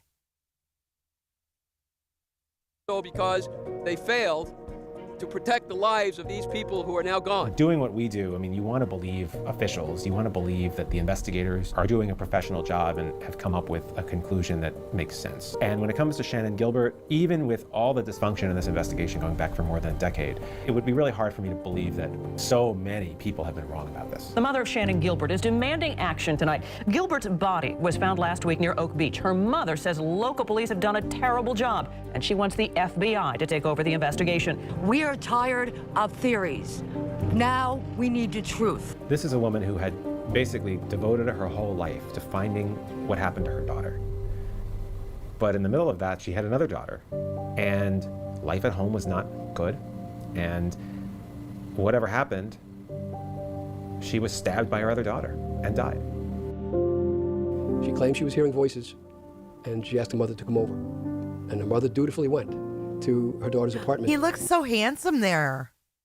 This is John Ray.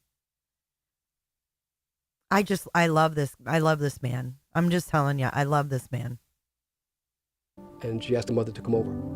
And the mother dutifully went to her daughter's apartment and was there stabbed to death. Police say her daughter, 27-year-old Sarah Gilbert, is charged with second-degree murder and criminal possession of a weapon. Mary Gilbert was bludgeoned with a knife to death by her daughter, her own daughter, Sarah. She's a schizophrenic. You have families who are hurting, families who have all kinds of troubled pasts and history together, and mental illness, and, you know, in some cases, poverty and desperation. Shannon had an origin story, and whatever it was, it led to her advertising herself for sex on Craigslist, and it led to her dying in a marsh on Long Island. And so the family she left behind wasn't any better off for it. In fact, it just exacerbated the stress that they know now had, whatever the stress. These guys are in my head. It totally exacerbated whatever was already going on. Is there really Global? He is so damn sweet. Stressors were. And in the end, one of Shannon's sisters, who we had gotten to know also, murdered their mom. This is shocking, you know. It's very upsetting. Friends of Mari Gilbert cannot believe she is dead. Ms. Gilbert had blood on her clothing, and she was detained by police at the scene. It's crazy that, you know, you would kill your mom.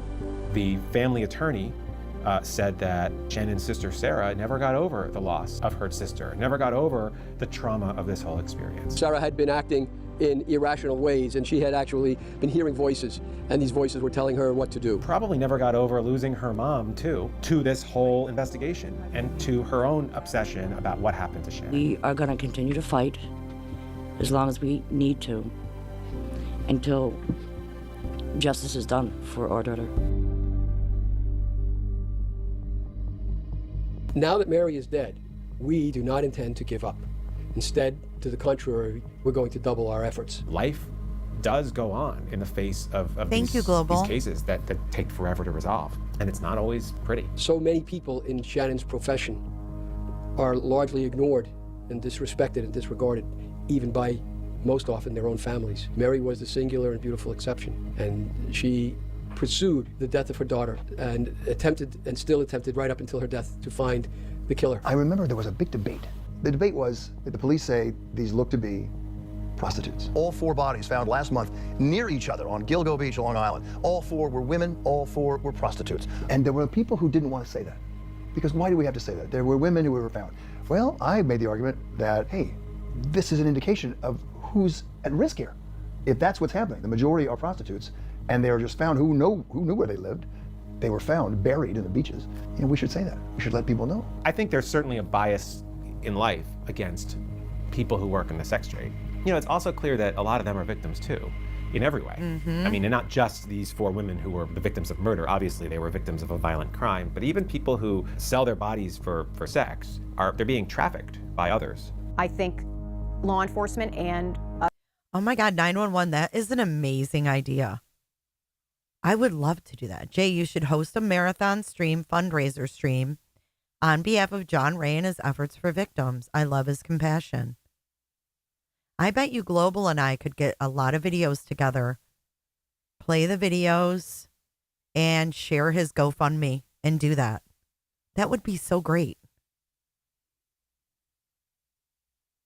Maybe we can even try to get him on the show. I did call his office when Rex Heuermann was first arrested, but he got bombarded by the mainstream media. And I know that he wants, to get his message out far and wide. I haven't tried since. But I think he would come on my show if I asked him. I think that would be amazing. Let's plan on doing that after the new year. After the holidays settle down, let's do that. I would love to recognize his efforts and make everyone aware of who he is. That'd be great. Us as a society have to do better of saying it doesn't matter what you do, what you're involved in. If you have disappeared or if we find that you've been killed, you deserve justice just as much as anybody else because your family is left with that pain. And so it shouldn't matter what you're doing. It's a demand issue as much as it's a supply issue. And so, I think law enforcement is rightly starting to crack down on the people who are buying the services and the people who are employing the women much more than the women themselves. The real perplexing kind of tragedy. Yes, he's right. We're now busting the guys that are picking up these women instead of busting the women themselves. Because now it's called sex trafficking. And now we have task forces and we have people who are there with resources to help these women get out of the situation. Thank you, Global. Let's do a fundraising in 2025 for John Ray. He deserves it. He deserves it for sure. Here in all this is that the FBI does this. I mean, they have whole units devoted to serial killers, and they were kind of kept at bay. And that was that. Gosh, thank you guys today for joining. I think that's a great way to end this, on a great idea, something positive that we can do to show our support. That would be great. Thank you for that idea, 911. They said, yeah, I'd love that. Being the victim's family, it makes a huge difference when you get a compassionate advocate on your side. Right. I mean, this guy gave up his career, sacrificed his reputation even. So thank you guys for joining today. It's been a very educational true crime episode. I'm glad that you guys are here. I hope you guys enjoy the rest of your day. It is Taco Tuesday. Let's run our credits for Taco Tuesday. Thank you, mods. I will see you guys in the next one.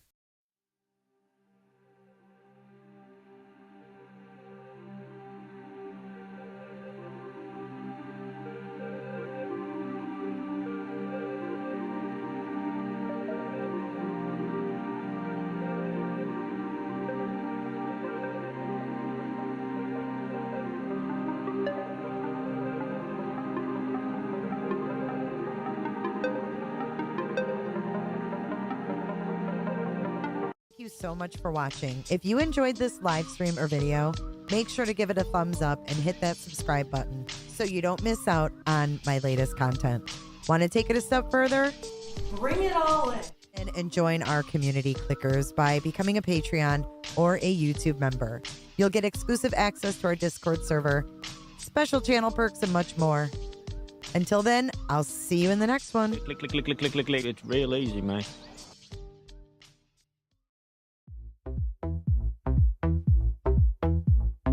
I don't give a damn. I don't really care about you and your problems. I don't give a damn.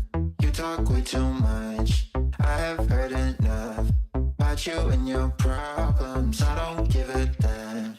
I don't give a damn. I don't give a damn. I don't give a damn. I don't give a damn. You wanna be with me. You wanna feel something real, but I'm feeling differently. You're making plans to get to France, but don't wanna face the fact that I ain't got time, I ain't got time, I ain't got time for that. Staying up late, sleeping all day, dreaming about Cadillacs. Buying new shoes, hanging by the pool, sipping on Coke and Jack.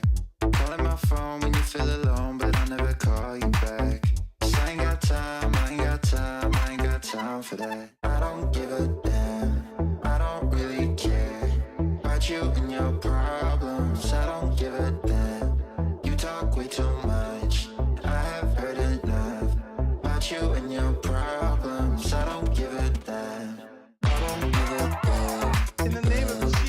Father God, Lord.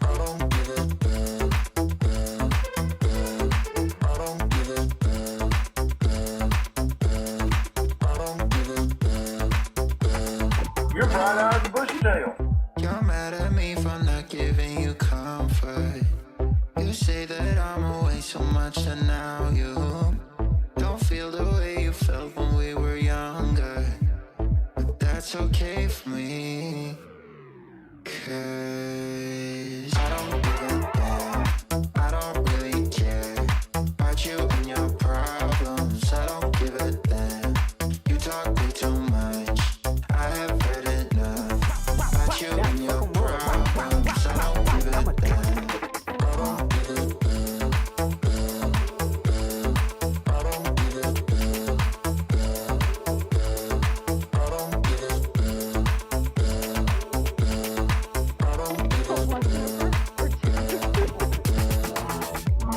Thanks so much, Jennifer.